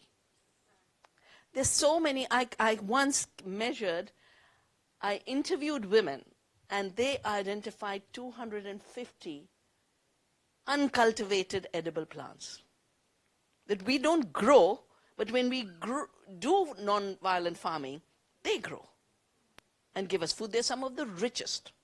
The amaranth, South India, Karnataka, sappu, they come around with the red sappu and the green sappu and lots of sappus, and rich in vitamin A, rich in iron. Now you do this violent agriculture, first you get more weeds. You try and control weeds with weedicides, you get more weeds. Then they do genetic engineering of crops to make them resistant to a chemical called Roundup, glyphosate, which is now recognized to be causing cancer. What's happening is The weeds are becoming super weeds. Half of America's farmlands are overtaken with super weeds. The most serious is something called Parma amaranth. Our sappu is that big, huh? The Parma amaranth has become as tall as this room. Now they don't know how to get rid of it. So now they're saying, we'll do a new genetic engineering to exterminate the species. Footnote in the study. A footnote in the study is there'll be a food security impact on India because they eat amaranth. But you have no right to exterminate life. The very idea that that is progress, something has gone wrong. And where did it come from? It came from the fact that we started to think of power as the power to subjugate, dominate, conquer. It was a violent form of power. We forgot the non-violent form of power that is pervasive through the universe. Consciousness acts through that non-violent power. And then we found fossil fuels. Nature created fossil fuels over 600 million years of work. They were once upon a time all plants, buried deep in, turned into oil and gas. We built a civilization around this. This is what's given us climate change. This is what's given us chemical fertilizers. This is what has given us the plastics that are ruining our oceans now. This is what's given the pollution that has made Delhi a gas chamber, which is why Mariella keeps running away to the mountain. No, because it's so difficult. The pollution there has reached absolutely impossible limits. And that fossil fuel civilization also gave us this very militarized mechanical mind, that everything is separate. That's the reason I did my PhD in that very esoteric subject. Basically, it's trying to understand how everything is connected. Quantum theory tells you nothing is separate. So if everything is inert and separate, which in the world of mechanistic science it is, and if I'm having this, and this is dead and inert, the only way I can relate to you is apply force on it, throw it on you. I can predict exactly what the weight of this is, what the force I've applied, and what the velocity will be, and when it'll reach you. That is violent action by contact. Consciousness and quantum theory, so it's not that it's science versus spirituality. Spirituality is the way to know the world. And real sciences, like quantum theory, like ecology, are teaching you that many of you have used the phrase, the world is energy. In quantum theory, you say there's nothing like a fixed entity. It is all potential in interaction. It's all energy. We are all embodied potential. And that's the reason the art museum constantly shows us the two potentials. The potentials of evil and destruction, and the potentials of being creative and Shakti. The last panel is so clear. The last panel is so clear. And it's taken a lot of time. But I can tell you, when I started to write books like Staying Alive, people used to look at me with a very strange view, like girls look at us when we wear saris now. And I talked the feminine principle. And the feminists were talking about catching up with violent men. I mean, why are you even arguing about joining the military when we can be like Costa Rica and have no military? That's the true feminism. Of peace everywhere. Om Shanti. Peace with the earth, peace with each other, and more than ever, you've all summarized it in the word Kali Yuga. But in the particular trends of the world, what are we dominated with? One of the potentials which lead to destruction, greed, limitless greed. It's celebrated as the economy today, sadly. And the second is hate. And it is spreading like a virus around the world. And it's like it's treated as inevitable. And that's why this discussion today that you're hosting for International Women's Day is the way to the future. To say no, we humans are capable of being violent, but also non-violent. We're capable of being greedy, but also sharing and caring. We are capable of being brutal, but we are also capable of being loving. And nurturing the positive qualities is spirituality. It could be in any sphere of life. And I think you said the divide between the spiritual and the material is such a false divide. Our civilization never made it. The smallest blade of grass, we worship it because it's the embodiment of the sacred. The divine is everywhere. And it's that celebration that is the celebration today. And that divine Shakti is the expression in each of us. And I think we should stop calling ourselves the weaker sex. And we should start claiming our right place in knowledge, in production, in creativity. Why do I save seeds? I save seeds because there's been an arrogance and an illusion of the chemical industry to say now we will do genetic engineering and own and patent the seed so we can prevent every farmer from saving seed and buying toxic seeds from us.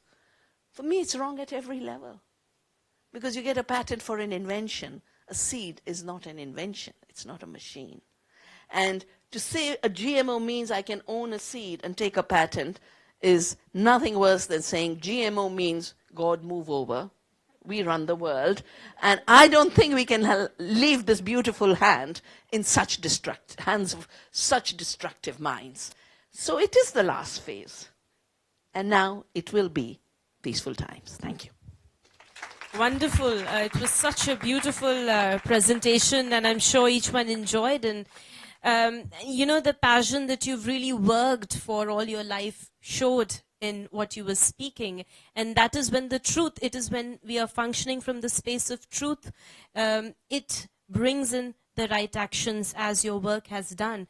And we are very happy that we are together on the same platform, understanding that spirituality, understanding the consciousness is the way forward to protect the world. And as you rightly ended up in saying that there are good times ahead. That's what we're all looking for. So thank you so much, Dr. Vandana Shiva, for coming all over from Dehradun to be part of this conference. And now we move over to Asha Didi. We have... okay, after. Okay. So Didi says, because he has a presentation. Yeah, that's why. He's got a presentation. So, so if I... Okay. All right. So it's ladies first.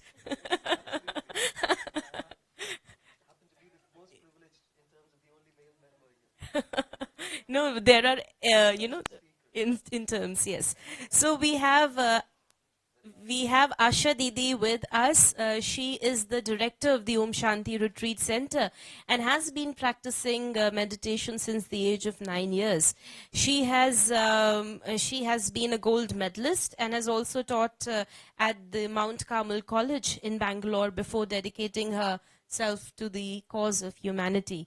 She has traveled worldwide, and also she represented the Brahma Kumaris from India in the UN Decade for Women Conference in Nairobi in 1985. She was also selected as an outstanding young person of the world in 1989 by the JC's Junior Chamber International USA for her invaluable contribution towards peace. She has been a very sought after motivational speaker. She has conducted workshops for people across the globe, especially here in, you know, we have this retreat center. She is the director. She has been managing 150 people under her, and people come here internationally. And you can see the wonders that you're experiencing. Of course, a lot of credit goes to her. She's also, you know, she has attended programs and contributed for International Year of the Culture and Peace, Million Minutes of Peace Appeal, Global Cooperation for a Better World, and has trained the IS officers also. She is also the National Coordinator for the Administrative Services Wing of the Raj Yoga Education and Research Foundation, and is the Associate Editor of the Purity magazine. And a delightful person who I think is a real blend of softness and strength. So she's soft but uses the strength to manage everything. So we are very happy to have Asha Didi. Let us give her a big round of applause. Om Shanti. So Sister Hussain read out the whole thing, what Asha Didi is. I'm waiting for the day when people would say, she's a good human being.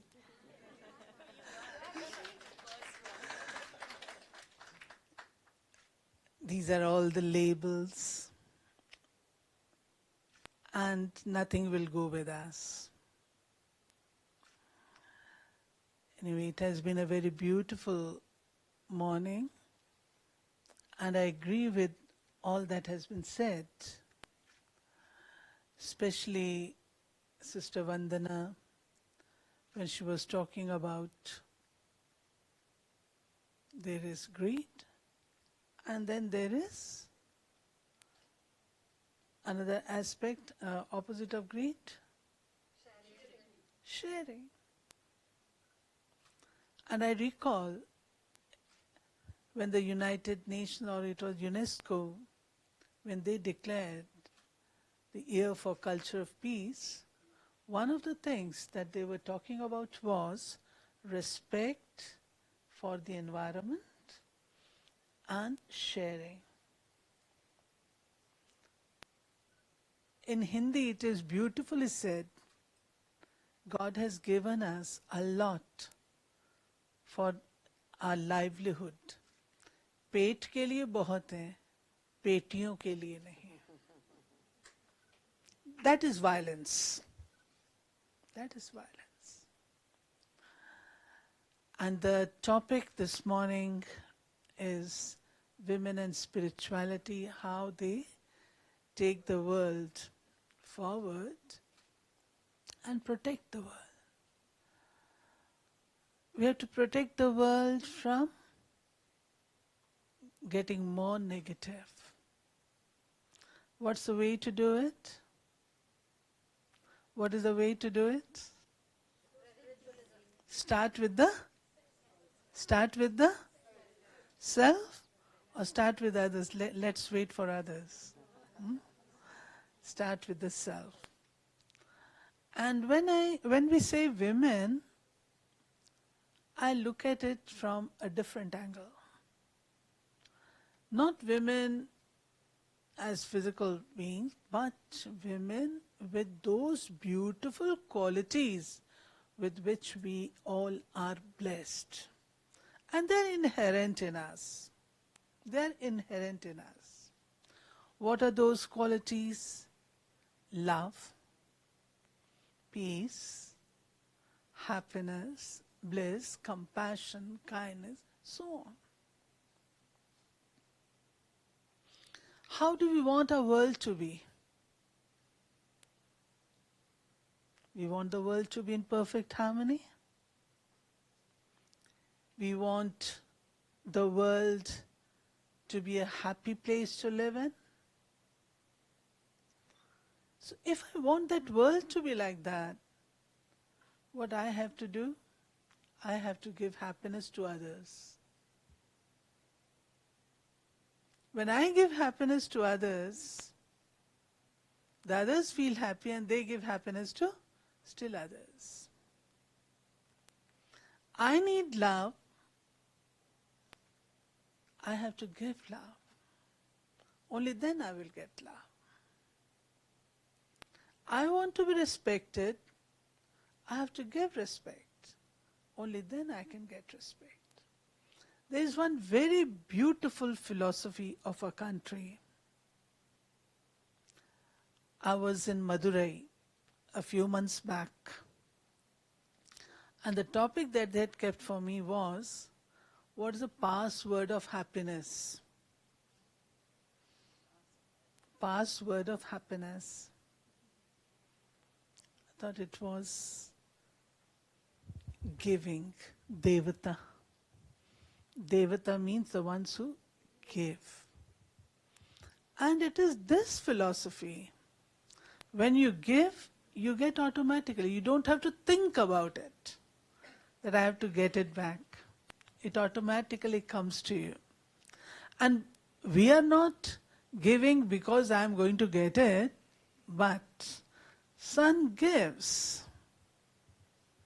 Sun gives and keeps giving. It has been giving and keeps giving. Similarly, this is why we call it Surya Dev, Chandra Dev. Rivers give water, no matter what we are doing with them. But they are still running water. Similarly, these are our basic qualities. Sister Divya was talking about competition. Someone also spoke about comparison. These two things are our enemy. When I start weighing and thinking what the others are doing for me, and I must also respond in the same way, then I come down from, if you ask me, अपनी नारित्व से हम नीचे आ जाते हैं. We are mothers. Mothers don't think the child is not giving me anything in return. Up to the end of her life, she only gives good wishes. बेटा तुम जहां भी हो, जैसे भी हो, खुश रहना. That is our basic nature. I feel on this day, let us make a decision for the self that I'll be only giving. People do not want anything material nowadays from anyone. Everyone has enough. But there is something that everyone needs. And it is the good feelings, the good vibrations, good wishes. Everyone needs. If we can do this, look at everyone, whoever comes in our contact, in our interactions, let's give good wishes. In India, in Delhi, I see behind the trucks, it is written, Buri nazar wale. You can't say this now. Buri nazar wale tera bhi bhala ho. Can't we change? Hai na? If someone is doing something wrong to you, why should I do wrong and make the pit deeper? I can fill it up, na? Two wrongs do not make a right. If one is doing wrong, let me do the right. And in my young age, there are tests and that we all have to pass through. Very difficult test. And at one time I told my chief, Daddy, it is not possible for me. I can't be doing it. And what she said to me, and then this person who is always so negative, having negative vibrations for me and creating all obstacles in my way, how can I have positive? Younger days you do that. But Dadiji said to me, Dadi means the chief of the organization, Asha, you just listen to me. Try to be positive. I said, I can't be, but you are saying I'll follow your advice. But internally I have no strength. It happens with all of us. And I tell you, the obstacles came to a stop. The person did not change, but the obstacles that he was creating, he stopped doing. So this is when I do believe in it. Giving, positive, good wishes, give love. Giving, philosophy of giving needs to be adopted. and we are all experts in it. We all have a lot of it. A beautiful smile on your face makes the other person smile, isn't it? I usually narrate one small little story which I like very much.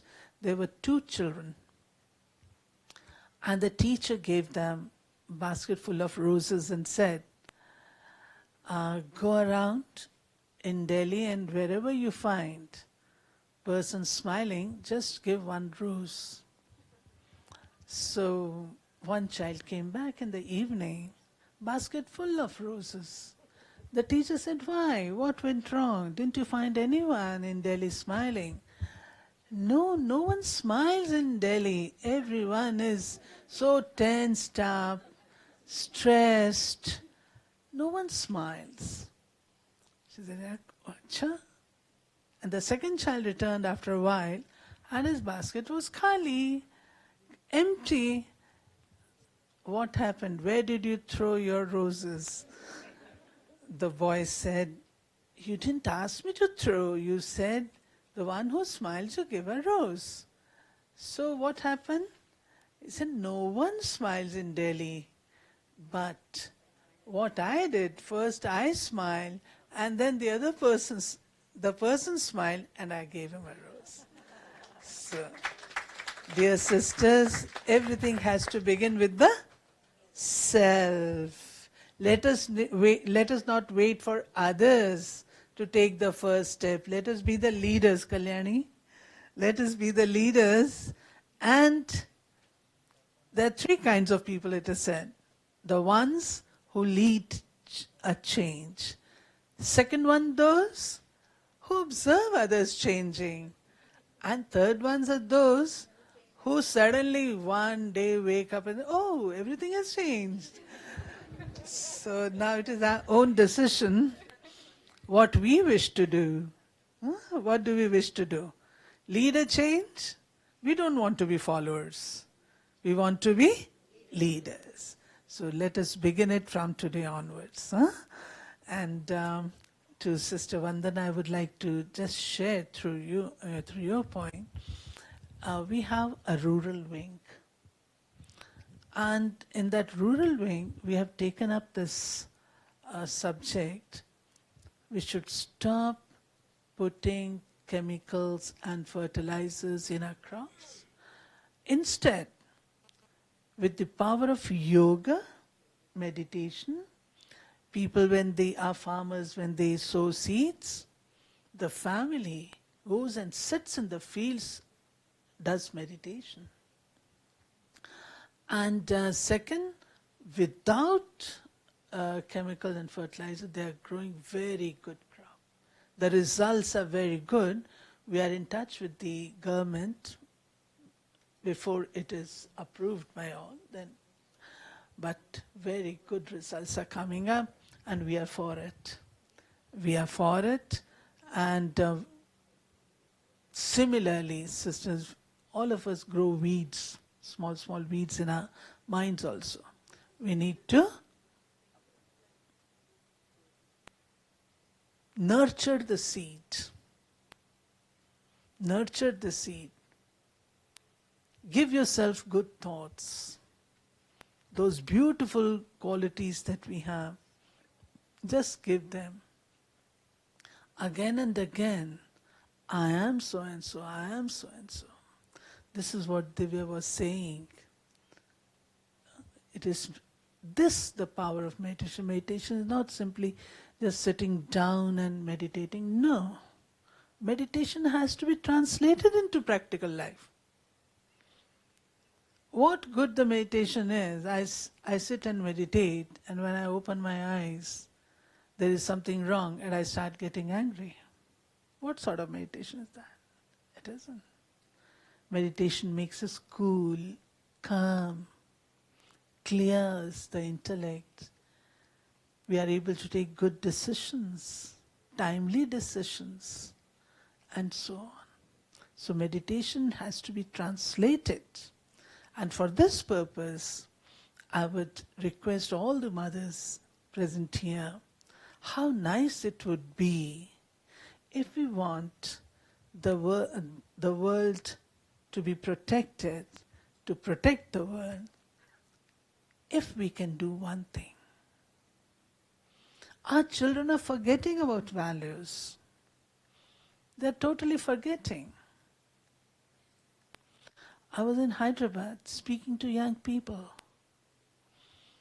I was talking about bribe.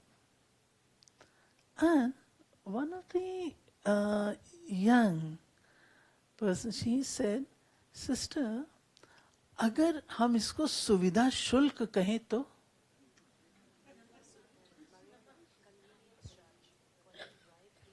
I'm giving money because I'm getting my work done. So it is Suvidha Shulk.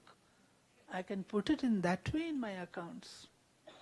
I was surprised and it gave me a jolt here and made me to think how much we have devalued in our quality of life. Standard of living is becoming better. The quality of life is becoming worse and worse. So, if as mothers, once in a month or once a week, whatever is convenient, if we can sit down with our children, with the family, and talk to them, what are the values that we have inherited from our elders? What are the values of our family? What are we doing? How are we sustaining those values? And then how are we going to pass them on to our juniors? Little talking about these things will keep these things alive because it has to come from the heart. We can't force our children anything. It has to come from the heart. They have to accept it. So with these words, I thank you very much for giving me patient hearing. Om Shanti. Thank you, Asha Didi, for your words of wisdom and of experience. And I'm sure we would take out this time, hopefully whoever is here and whoever hears us, to take out the time for creating that value in the families. And with that, surely there will be value in the society. And to also weed out the weeds that we have created in our minds. When there is no weed in the mind, I'm sure, Dr. Vandana, that we will make sure there is no weed out there, right? So thank you so much. We have a lot of things we are waiting to hear from Manav, also from the ambassador, and also there is a very good activity that our sister Michelle, can you just stand up? Michelle is from Canada. She has come and she's created, she's a very creative person. She's presently serving the Middle East of the Brahma Kumaris, and there is an activity planned for you outside. But before all of that happens, and we have Sister Chakradhari who will give her inspirations to us. But before that happens, it'll be quick. But before that happens, we have the lighting of the holy lamp. We would request the lamp to be brought in. We all understand that there is the light within, the lamp to be brought in. There is the light within, but in the Indian tradition, you always start anything auspicious with the lighting of the lamp, which is spiritually signifying the lighting of the light within, the light that all of us carry. So you will be sitting there, but you will be sitting there experiencing the lightning within. And I'd request all the people on the dais to please join us. I'll also request Sujaya Krishnan and Ms. Shraddha to also join us in the lighting of the lamp. So we can all just stand up on our seats as the lightning happens. Sujaya and Shraddha, please join us.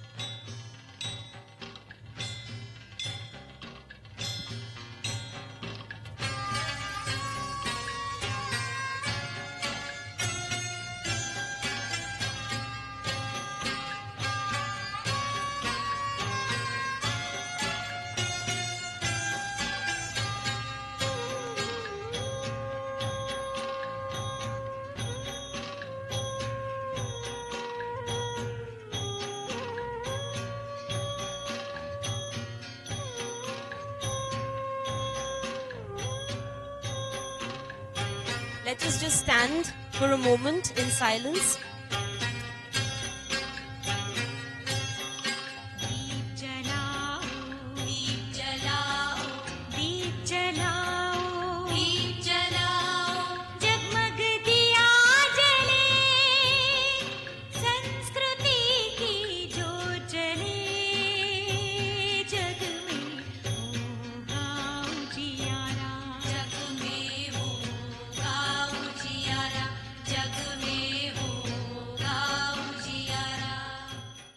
Om Shanti. Thank you very much.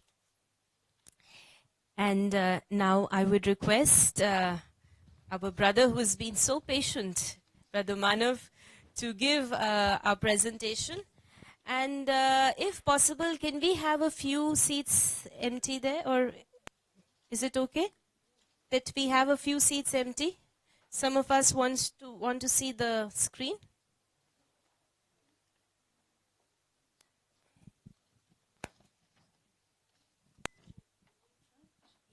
Yes, yes, please. So, yes, please. Yes, yes. Yeah. Brother, your mic. Teen chairs udhar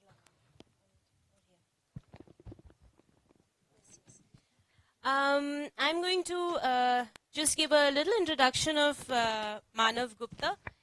He is an eminent artist, a thought leader, motivational speaker, and founder and creative director of the Arth Project, New Delhi. One of India's top 10 eminent contemporary artists, Manav Gupta is recognized as a true visionary and a thinker who has taken art beyond art as a movement over his 2 decades of career by deploying it to raising consciousness on environment. So you see a lot of paintings and it's related with the environment issues as well. And he's been working to build bridges for world peace, harmony and sustainable living. He's acknowledged as a pioneer of reinventing pottery as global public art for sustainable development, taking local to global and craft to avant-garde art. He's regularly been quoted by critics, media and leading experts. One of India's most erudite and versatile contemporary artists, and the next big thing in international art. Former expert committee member of the Republic Day celebration, first artist in residence at the Rashtrapati Bhavan, invited personally by Dr. Abdul Kalam. Incidentally, Abdul Kalam is the president who, inaugurated the Om Shanti Retreat Center also, so very happy to have you here. He's the only artist to be invited by the Environment Ministry to create 1-minute films on climate change. He's listed by Financial Times among 10 contemporary Indian artists whose works would fetch good returns.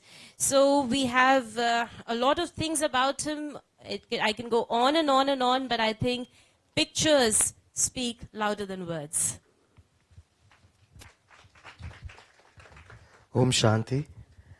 I've been told by my mother that if you keep counting your blessings, you keep imbibing spirituality.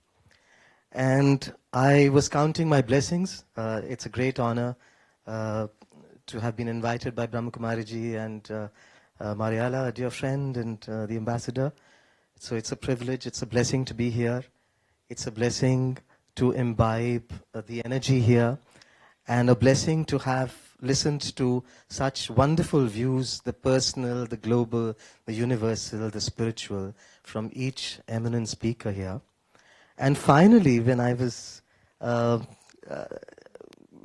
thought I'm going to be speaking, we had the lighting of the lamp. So that was such a big blessing that I have been blessed that we have had the lighting of the lamp. So I think, firstly, we've had so many perspectives on spirituality and on the theme on the feminine aspect of life. But I would, as an artist, like to present art as a medium and as my journey, where I have tried to imbibe the very essence of what has been spoken today. And I'll begin, before I start, with a small 1-minute film on biodiversity and climate change, which I was invited by the Ministry of Environment for. These are my paintings and my poetry and my music put together as public service messages, which were, let's just see it and then we can talk about it.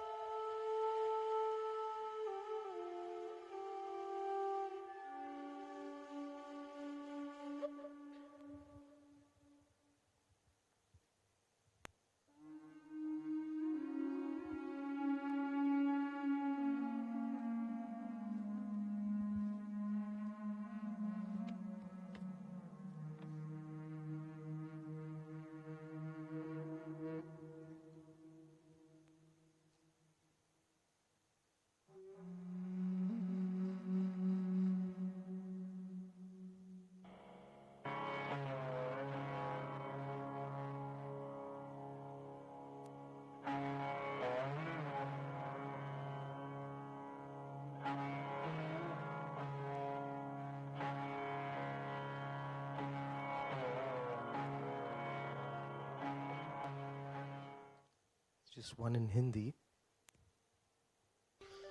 पंछी घूमते हमसे ज्यादा धरती के हर कोने में जाना, उसे दूषित ना कर घोंसला बनाना, सुबह शाम स्वर से सजाना, हमसे कितना भिन्न है इनका प्रकृति से ये ताना बाना। धरती की विभिन्नता हजारों प्राणी जातियों को अपने नाजुक परितंत्र में पालती है। जैसे पंछी वैसे क्यों ना हम धरती के नाजुक संतुलन को नष्ट ना करें।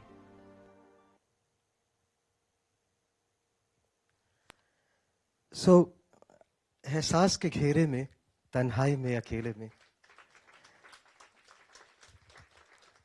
एहसास के घेरे में, तन्हाई में, अकेले में, जब कभी अपने से कश्मकश होती है तो कागज से बात कर लेते हैं, दिए को, बाती को अपना बना लेते हैं, अपनों में, बेगानों में बैठे खो जाते हैं। जब कभी अपने से शिकायत होती है, कभी कागज को, कभी दिए को बहाना बना लेते हैं। ये सृष्टि जननी है, उसकी गोद में समा जाते हैं, एहसास के घेरे में जब कभी अपने से शिकायत होती है तो कभी कागज कभी माटी को बहाना बना लेते हैं. So this is how I paint and I began. I think the feminine energy is the most powerful energy and the source of sustenance for us all. And as an artist, one was very lucky and privileged that one got to know about the force of the feminine energy and its creativity, because the creativity is feminine. It's essentially the forests and light and hope which sustains us. And I grew up in the lap of nature. I had a difficult childhood.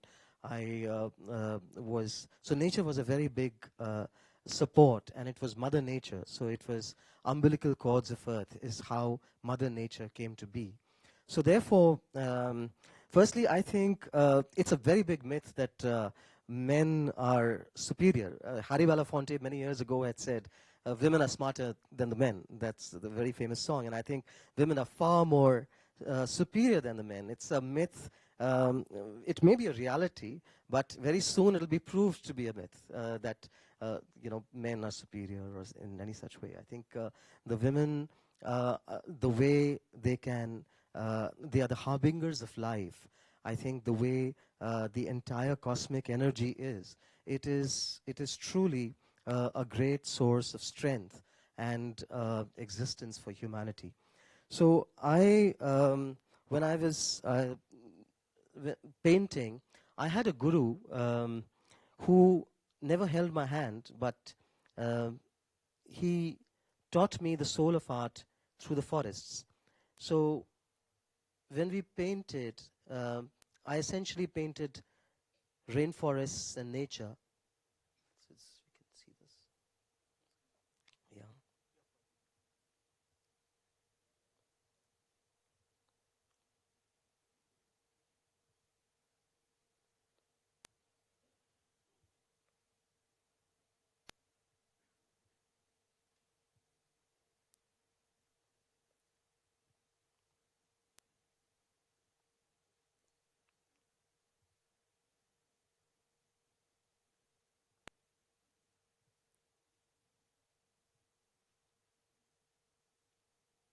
Sorry.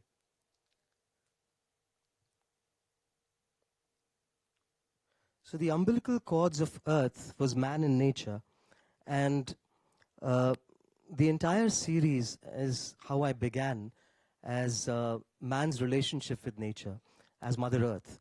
So umbilical cords of earth, air, water, fire, and space.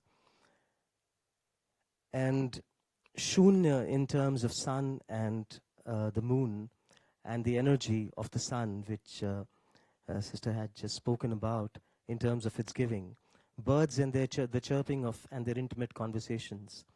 So it was a journey where nature was Mother Earth.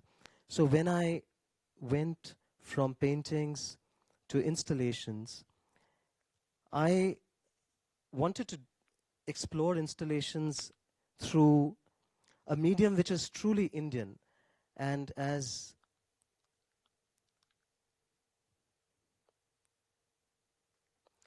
Vandanaji talked about, earth, and so I took the diya. We've grown up with diyas, and how how clay is sacred. So the diya has a strange existence. It lies on the roadside, and we pick it up, and we suddenly it becomes the conduit of our prayers to the gods, and we fill oil in it and light a wicker, and then it becomes sacred, and then we throw it back again. So this is how we treat Earth's resources as Mother Nature, and that affected me deeply. So I inverted the diya and treated it as a droplet of water. So there's a Bollywood song which says, "Mano to me Ganga mahu na mano to behta pani," and that became my idiom. If you consider me sacred, I'm pure, else mere water that flows. And that's how the excavations and hymns of clay happened, and it was born. Because in our Vedic philosophy, there is a very clear underlining message in terms of spirituality and how we can have a sustainable life through sustainable living. So the diya became my metaphor. And I created with thousands and lakhs of diyas the river. And the river was the Ganga. And the Ganga, as Mano to मैं Ganga Mahun and Mano to Behta Pani, became an installation, a waterfront project on sustainable development, where I tried to bring consciousness, the higher consciousness, in terms of creating a humble awareness in a city. So I had dancers, musicians, painters, different corporates and leaders from political fields and everybody, spiritual. We had meditations at the waterfront. So I conglomerated all of that at the waterfront. I got schools and colleges to come and participate to bring in the beauty of earth and nature, and how we can create a consciousness in a city by making the waterfront a bedrock of activity. And this is the Earth Project, which I'm working on, in translating it to different cities across the globe. So this is something which exemplifies or underlines the essence of the feminine energy, the essence of Mother Earth. So the river is not quiet. The river has always happened within as a story, simmering inside since I was a child. And sometimes stories can form an epic, like the great Mississippi or the sacred Ganga or the elegant Thames. And I have seen it come to me as powerful and dramatic, magnanimous and detailed, erudite and wistful, contained yet non-limiting at the same time, as it carried within it the unfolding drama of love, bonding, and sustainability. Rivers nurture. Do we nurture the rivers? Because in that sense, the river can exist anywhere, be anything, for it's not its flow, but its water, be it the Mississippi, the Ganga, the Thames, the Amazon, or the Nile. What's important is that within that kind of power lies the infinite. Yes, water. Do we realize what it means? We are water to survive, sustain. We need water. The river keeps us fertile. The sea gives us our breath, gives us life, our water. So the time machine happened because we are all cups of clay, quintessential cups of clay. We don't even live a microcosm of thousands of years of existence. We are a mere speck in the timeline of the universe. These are chillums, and I converted chillums into waterfronts. I created them into rain and into rivers. And I said, why do drugs when we can get drenched in rain? And it was about embracing architecture. So art can play a role in terms of spirituality, in terms of connecting people to the heart and soul of what the essence of what some of the great speakers have spoken about. And it can be used as a medium to sensitize. At some of the Kyoto Protocol, just after some of the environment sessions that happened, they had this telecast. And it said, besides carbon trading, etc., that keeps going on in the conferences, we had something like this shown, the 1-minute films that had that happened. So that was very rewarding because we can transform anything to anything. A chillum, which is a source of drugs, can become rain or can become the waterfront, and it can form ripples of rivers as diyas. Hence, Mano to मैं Ganga Mahun Mano to Behta Pani. Sacred if you believe, I lie wrapped in a heap of nothingness, unsung, unlit, unheard, till the end of time. At an altar sometimes, flames peep out of my earthen palms, an iridescent arch woven by moonbeams, and your soul sings your desires. That's the diya, the sacred clay. That's clay which we've talked about in terms of earth, in terms of us. We are all clay, dust to dust. So I've used the pottery as different ways of expressing different elements of sustainability. The beehives and the beehive garden happened with chillums.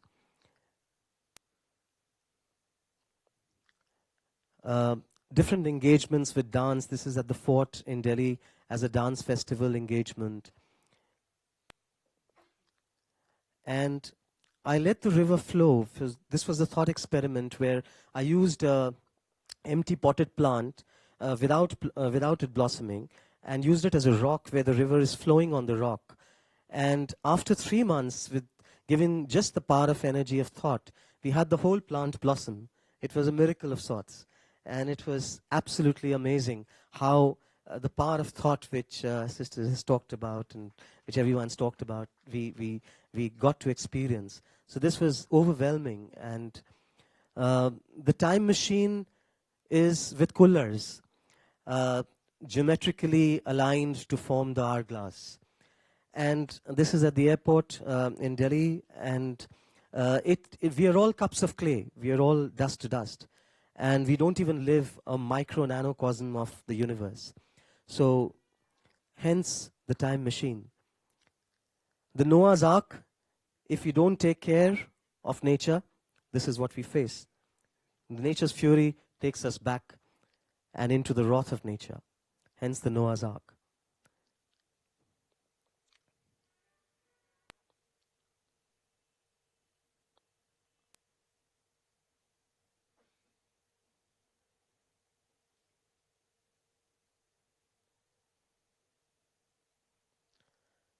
So now the latest is with Chillums, the rain, which is now traveling internationally. It's just with Chillums, the creation of rain.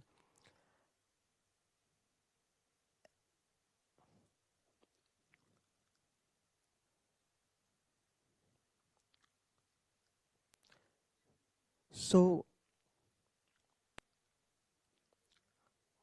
what is the essence? Sorry?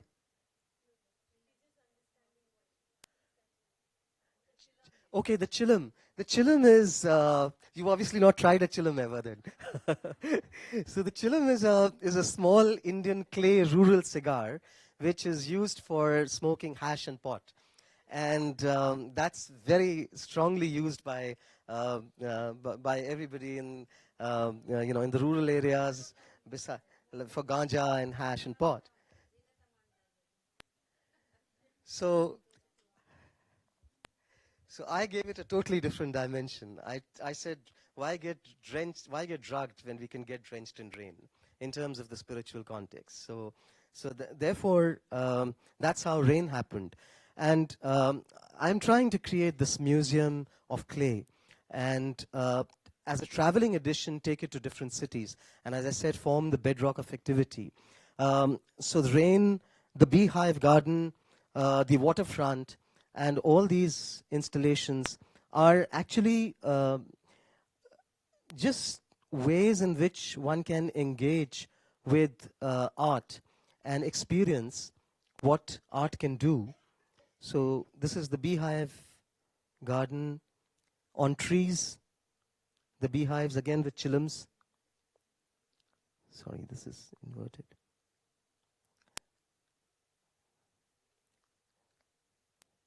And also how one can use art in terms of creating a consciousness in the corporate world. So this is a 5-floor mural at Airtel Center in Gurgaon, close by here. So we had this huge corporate building, which was 5 floors of blank staircase walls. It was an eyesore because 4,000 employees sat around it. And I was selected and commissioned to create a mural there. What I did was I got all 4,000 employees to come and paint with me, because they would in any case be watching me as a performance. But I thought if they can be involved in the process of creation, they will have a soul that would get imbibed in a corporate space. And that's how we had, right from Sunil and Rajan Mittal and the entire board, to the guards, to every help, to the junior most volunteers, everyone. I mean, we had everybody come in. It was tough. I mean, I let everybody flow. I didn't give any restrictions, so that was a way to enjoy life and how you can celebrate your creativity, how you can celebrate the feminine energy in a very corporate environment. So I let them go berserk, I let them paint, I let them do anything they want, and then I translated that through color and form. And it was a challenge because this is a front and back of the staircase.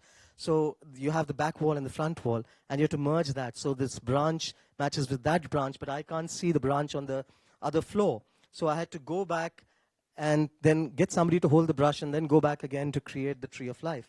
And then finally we had the tree of life with all the employees. And I still get calls from them saying that, this was an experience which was not only just touching and moving for me, but also for all the employees. So this is the power of art. And similarly for other forms, I mean, we can create things, we can make a change in our small, humble way while doing what we are doing. So we can bring change through art is meditation, art is the nectar of life. And I personally try and do a bit of meditation, and I want to come here and relish the fruits of that. It's the journey which makes it exciting. It's the journey which makes us believe that yes, there will be a stage where we will go beyond gender talk and beyond gender equality. I mean, we need to remove gender from the equation, so that it's about spirituality, it's about souls, it's about what everyone has spoken about, which is about connecting with the higher consciousness. Thank you very much. Thank you very much. Thank you very much. It was a beautiful presentation, and really you've connected art with nature, and also you said your last sentence is so profound, that we have to go beyond this physical and not even get into the bias of gender, because at the end of the day we are all souls, the spiritual energy. So thank you so much for that beautiful presentation. And by the way, you're most welcome to stay here and to experience the serene atmosphere and to experience meditation here. I now call upon Sister Vedatri, and she's going to do a very interesting activity. We've all been sitting here, and you just have to sit here for just some more time. So just hold that thought of going away. We have Sister Vedatri here with us. She's going to do a very beautiful activity. She has been practicing meditation for the last 10 years, and she's dedicatedly serving here in the center. She's also worked in the IBM as an electronics engineer. So from an engineering to spirituality to creating this beautiful activity, we hand over the mic to Vedatri Ben. Let's give her a big round of applause. Thank you all. And now we were looking at the beautiful presentation from Brother. Thank you so much for taking us close to nature. And so I just thought of doing this activity with all of you. So the most beautiful thing in nature, there are many beautiful things in nature, but if I can get from you a few little things from nature that make you feel happy and blessed. Flowers. So unanimous and prompt is the answer. Yes, this activity deals with showering flowers on yourself, others. So can we all stand up for some time? And maybe I can go up the stage so that you all can see me. So now what we are going to do is, we saw how we created so many manifestations through one element of nature, right? So we are all going to now do something similar. Just visualize, close your eyes, and go into the subtle experience that you right now are in the lap of nature. A beautiful garden decorated with many trees. Remember your childhood, the days you used to walk around the garden with friends, pluck many flowers, tie them to string, decorate. Feel the fragrance of those flowers. Feel the cool breeze coming to you, scented with the fragrance of those flowers. You feel so blessed. You feel so blessed. Why restrict this bliss to yourself? Let us spread this all around. Open your eyes, but maintain that feeling. And now, imagine you have a whole canopy of trees which are laden with flowers. And now I want all of you to pluck certain flowers from that. So it's like pluck. Everybody, please use both hands. I could only use one. I can only use one because I have a mic in another. So I have to be partly here and partly in the garden. But you can be in the garden completely. So pluck. And there are some flowers in the corners. Please stretch your hands and pluck those as well. And pluck them, and you have a whole basket in front of you. So put it in those baskets so that you can make your hands empty and pluck more flowers. There's some jasmine in the corner, please. Yes, catch them. They're smelling really nice. And some roses from the shrubs, please take them as well. Let the basket be colorful. Put them in the basket. One more time, we'll pluck the flowers. Please pluck. Yeah, and put them in the basket. Now, mix them in the basket thoroughly. Thoroughly. Mix them in the basket. Can we have some light music? So we will mix them in the basket. And now, take a handful of flowers, hold them, smell them. What can you smell? Jasmine. And what else? Rose. What else? Marigold. Okay, now. Yes, little bit of yourself also. So now you take these flowers and put it on yourself. Shower, shower, shower. Speak with me. Shower, shower, shower. May I be blessed. And now you can say whatever you want. So may I be blessed with peace. May I be blessed with happiness. May I be blessed with purity of thoughts. Yes, please. Now, don't keep this blessing to yourself. One more handful of flowers. And now, shower it on the people who are standing adjacent to you, right and left. Decorate them. Happy Holi.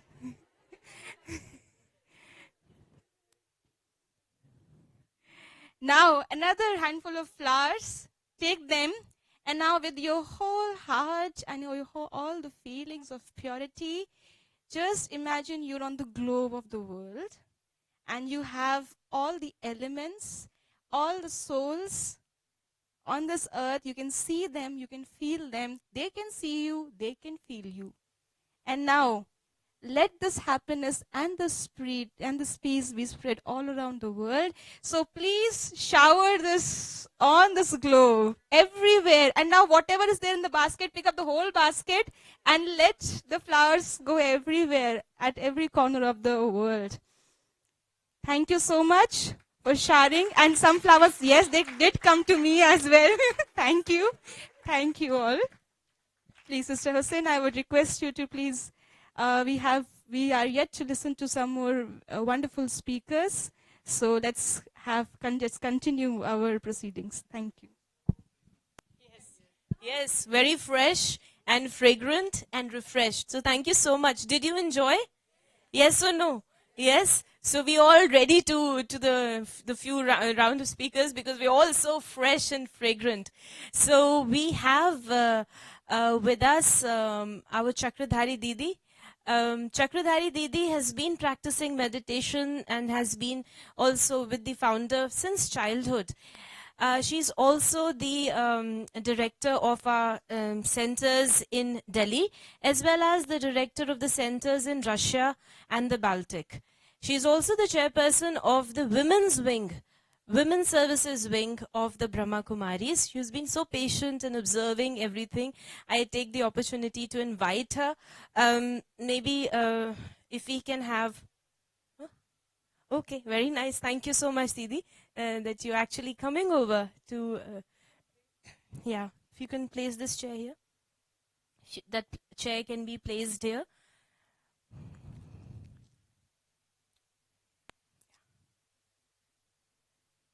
And just her remarks. आप हिंदी में बोले, English में बोले, because it is the language of the heart. We'll get it translated for Mariella.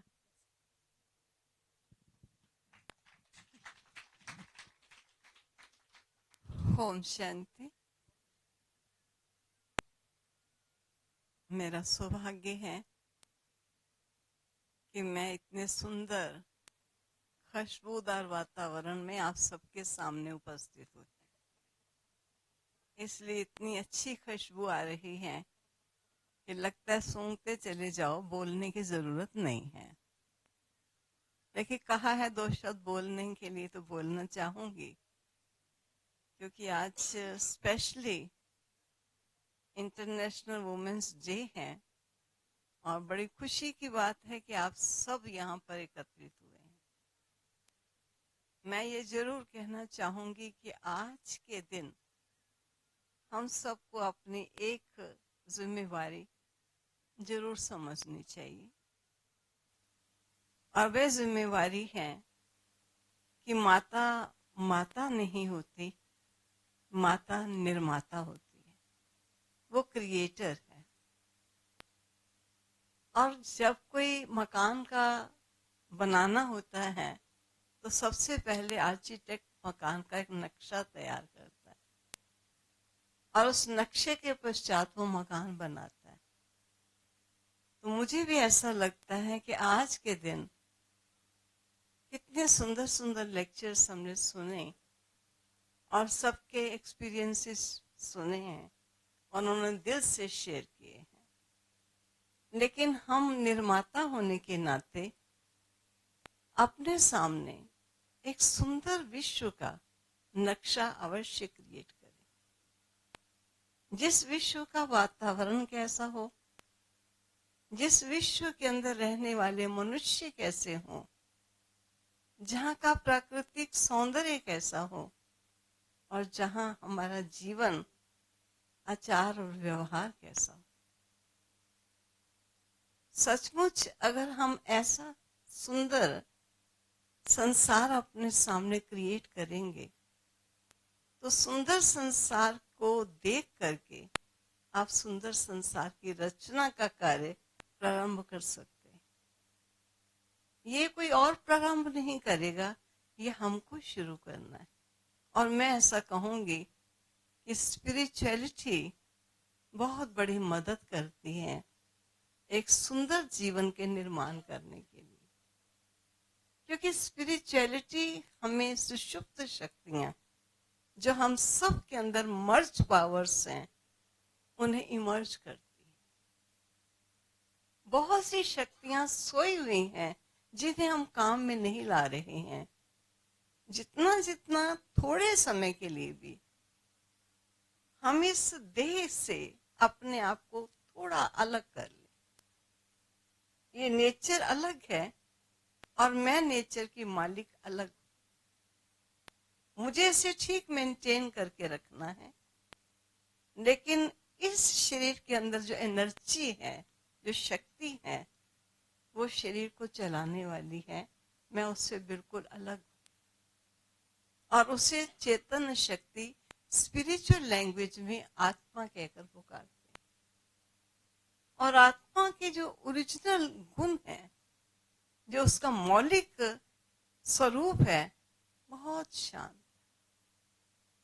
बहुत पवित्र है, आनंद है, ज्ञान है, खुशी है, शक्ति है। जिस समय आप अपने को देह से अलग कुछ समय के लिए एक point of light energy feel करेंगे, तो आपकी जो सोई हुई शक्तियां हैं, सुषुप्त पावर्स हैं, वो इमर्ज होनी शुरू हो जाएगी। और जैसा सुंदर विश्व का आप नक्शा बनाएंगे, और सुंदर विश्व के नक्शे से पहले आप अपना सुंदर परिवार बनाएंगे, और सुंदर परिवार से भी पहले स्वयं को आप सुंदर बनाएंगे।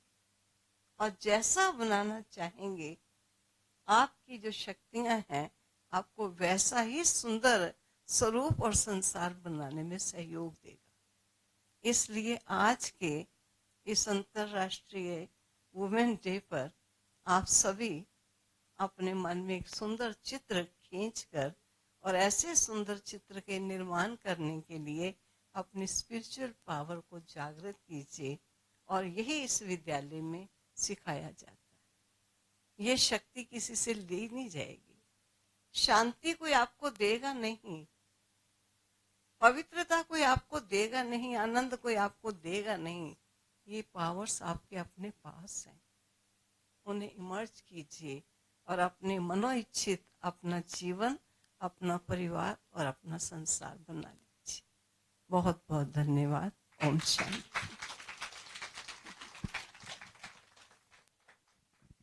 Thank you, Didi. You really summed up what we are here for, to create that beautiful picture in our mind. And one of the profound things she said, that before creating that world, let me create a beautiful family. And before I create a beautiful family, let me create my beautiful self.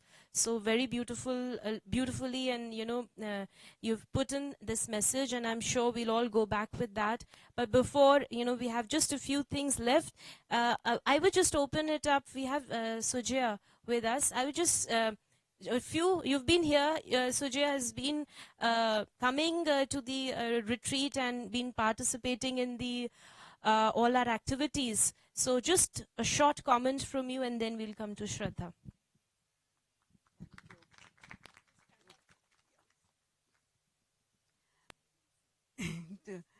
No, it's okay. Good afternoon, everybody. I think on the pre-eve of Women's Day, I'm surrounded here with lovely ladies, beautiful ones. Each of you are a powerhouse yourself. And this is what I want to tell. Each of us in our own respective ways are powerful enough to do and to change the world. It says women and spirituality. I was listening to young Divya, also Devya and Kalyani speaking. The more experienced say, and Vandana ji, whom I'm a big fan of. I've heard her and continue to hear. And when I think of my own life as this thing, it's about what you want to decide for yourself. You have to decide. I was in the civil services, and very early in my life, I decided that I would not allow the world to break me. It may bend me. The system may bend me, but it will not break me. And I've lived up to it. I have worked with people who have told me, I've had ministers tell me, Amma, you don't know politics. And my answer was, it's your business to do politics. It's my business to advise. Take it or leave it. That's the thing. But that has happened. So if you make that out, and also of this thing, a woman is a mother, is a creator, is a nurturer, is a upbringer, and it is she who holds up half the world. Let us not forget that. But at the same time, it is not about competition. Feminism is not about us versus them. It is saying, you spoke about competition. The competition should always be with yourself. There is no comparison. There is only one you. There is only one you. You are a limited edition. There's one soul, and that is you. You make yourself what you want to be. Your fight should always be to better yourself, to make yourself a better human being. And I would like to always remember what Maya Angelou said. People will not remember what you did. People will not remember. But people will always remember how you made them feel. It is that what you need to leave behind. And you need to exit this world as a better human being than you came. That is what we are here. We came in as souls. We have come back. We have to go back there. And this is a path to which we are all leading. So use this period to better your own selves, to take yourselves closer to that reality which you really are. And I think Vandana ji mentioned about the potential. She spoke about this thing. There is no binaries here. There isn't anything. So all of you who are here, I congratulate you all for being here. I congratulate you all on the journey that you all have traversed. I know you all have had your challenges. Some of it you must have won. Some of it you must have failed, lost. And there must have been moments when you felt terribly lost. But still, you're a winner because you sing and you hold within your hands and yourself the power to change the world. And that change begins from you. Begin it today. Thank you so much.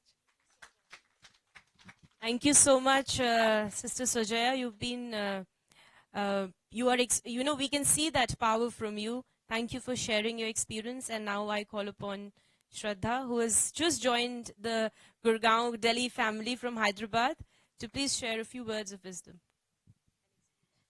Thank you, everybody. I think before I say even one word, we all should clap for ourselves for this great day today and for having patience to listen to one another so very intently. No doubt we have had a lot of vision and a lot of good thoughts that have come in. If I look at the topic, that is women and spirituality. Very briefly, I will like to say that both are equally powerful. Consciousness, which has no form. Soul, which has no form. Even woman that has a soul was initially without a form. She was put into a case and that soul became limited. Now, for that limited powers that she had, the consciousness has entered into her body to make her alive of who she is and how she can bring about the sync between her reality and into the reality of consciousness. Looking at the topic there, and today, after listening to everybody, the little thought that comes to me, that everybody spoke and brought different views like this bouquet. We did touch upon the environment, where we spoke about weeds. We did touch upon leadership aspects. We did touch upon the inner aspects. We did touch upon how to make ourselves better. But one thing that I felt we missed, otherwise we are complete, is the container that is holding all this. And what is that container? Anyone? Spirituality is also in it. Everything, each topic, the worldly topics that we have spoken about, the spiritual topics that we have spoken about are all inside it. The container is you. We fail to understand our worth. We can only achieve, whether materialistic, whether worldly or spiritual, only when we know our worth. I have only this little message to give it to you. Realize your worth, you will achieve anywhere and everywhere. Because in this man-made world, we have made the rules. And we can overcome them very easily. And in the spiritual world, because we are equivalent to consciousness, we can reach there as well. Please look at the last line. That is here. I would request, brother, to just shift a little bit. The last line says wed. So please wed women and spirituality together to march to protect the world. Thank you very much. Thank you so much. It was so nice to hear from all of you. And now as we are drawing close, I would like to call upon Michelle. Michelle has come from all the way from Kuwait, actually. She is a Canadian, but presently she is in the Middle East. And she's been practicing meditation and spirituality for more than 28 years. She is a painter and artist, and she has created something very beautiful for us. So I would want her to just say a few words and also tell us about what that activity is. We are going to do that activity after we go from here. You know, you'll have the distribution of the prasad and the gifts, and then we will move out. But I would want her to share what the activity is, so that when we are moving out, we are together doing it. Apart from that, there is a wall of experience that we have created. Whatever you experienced, a word, a quote, you can please express yourself on that, and you are leaving your expressions here with us. So with that, I give the mic to Michelle. Let us welcome her with a big round of applause. Hello. Thank you so much. And really, wow, touched my heart. Really beautiful women in this room. And I loved what you said. And I feel inspired, very inspired. So when I came into this path, I was I went into art school. They came simultaneously, so I've only ever painted and expressed myself through spiritual images. And this path and the knowledge of Raj Yoga has been the total source of my inspiration, and the fun and the joy that I have felt is this child energy inside us, this kid that just wants to play and express. We forget that there's a beautiful child inside. And creativity as spirituality is not really a respected profession in the world. My parents absolutely did not want me to be an artist. And I have really had to fight my way through many years to express my feelings. And so what I do for people is I want to always give you that opportunity, even if it's for a few minutes, to create. And my love is recycled art, because I want children and people to use what's in front of them and to use their imaginations and to come back to this playful place inside. And we don't have to make creativity complicated. It's actually very simple and beautiful. And so this morning when I was asked to do this, I had 2 minutes to think and I always like to try something different. So I use whatever's available. So I went, I don't know where I went, somewhere where all the junk is thrown. And you would not believe what I found in 5 minutes where the junk is. And so I pulled it out, and we're going to make something with the junk. So you can feel free to use the pens and create, and that's it. So thanks, and much love to all of you.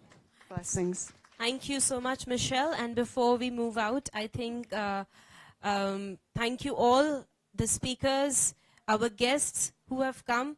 And I would request Mariella to say just a few words, though she's saying, but I think you deserve, you have to say a few words. You've got all of us together. I just want to say muchas gracias. Thank you all. Thank you all for taking your time to come here to get together. I think it's about community, it's about collaboration, it's about awareness, about love, it's about opening our hearts. It's about the true yoga, which is that to remember who we really are. And when I feel tired sometimes and I feel like I cannot do more, I think of my children and all the children in the world. And that gets me going. So even if you are not a biological mother or father, there's still so many children, so beautiful, full of hope. And we are borrowing the earth from them. We need to stand up for them. Thank you so much. Thank you, everyone. Thank you. So with that, I would request now, yes, of course, everyone will go back with a toli and a prasad. And I would also request Asha Didi to please, I'm going out to see the gifts, to bring them in. I'm so excited. To give our speakers a little gift of appreciation of, the tolis that we have, the prashads that we actually make. A little book. And everyone will receive a toli box. So before you leave, we'll also sit in a minute of meditation. So we would just not leave like that, because we create that awareness and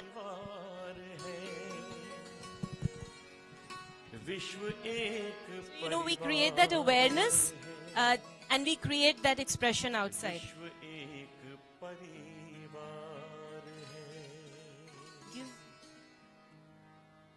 विश्व एक परिवार है, विश्व एक परिवार, विश्व एक परिवार है, विश्व एक परिवार। प्रभु पिता के हम सब बच्चे, प्रभु पिता के हम सब बच्चे, घर अपना संसार है। विश्व एक परिवार है, विश्व एक परिवार, विश्व एक परिवार। So we also invite each one of you to come to the retreat center with your families.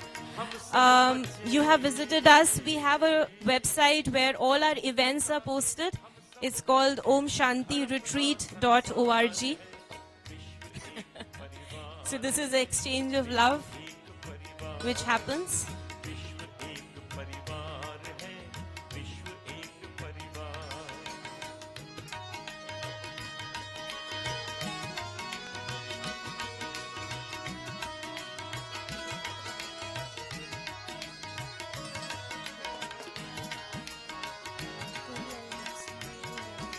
So I would now request, it's coming.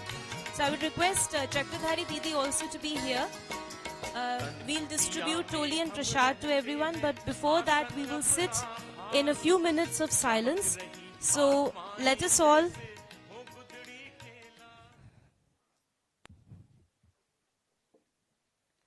So just for a few minutes, let us sit in silence.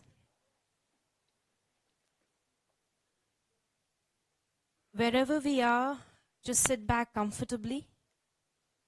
If you want, you can close your eyes. If you want, you can maintain your eyes open. But as I sit, I can hear sounds. I can experience activity around me. But at the same time, as I go within, I experience the peace that I am carrying inside of me. The peace of the soul that I am. The happiness that I already have within me. So no matter whatever is going around me, there is peace and stillness within me.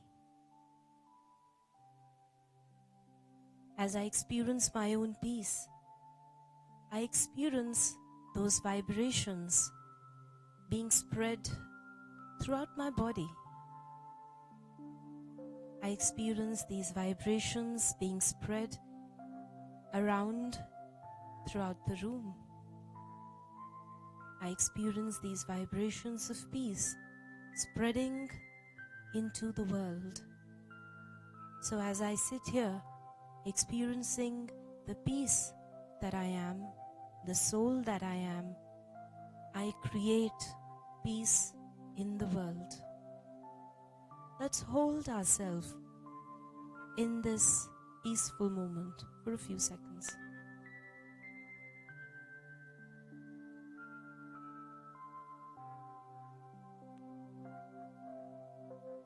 Om Shanti.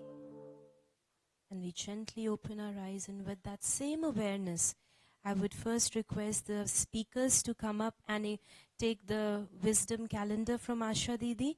And as you're going out, you have that experience. You know what Michelle told you. We have a wall of experience. Please do put in your words. And then after the speakers, I would request all the audience to come one by one and take a blessing card and a write-up from Asha Didi and Chakradhari Didi. So this is the blessing card that each one will receive. This is the write-up, be inspired, be happy. So thank you so much. We hope to see you once again very soon. Om Shanti.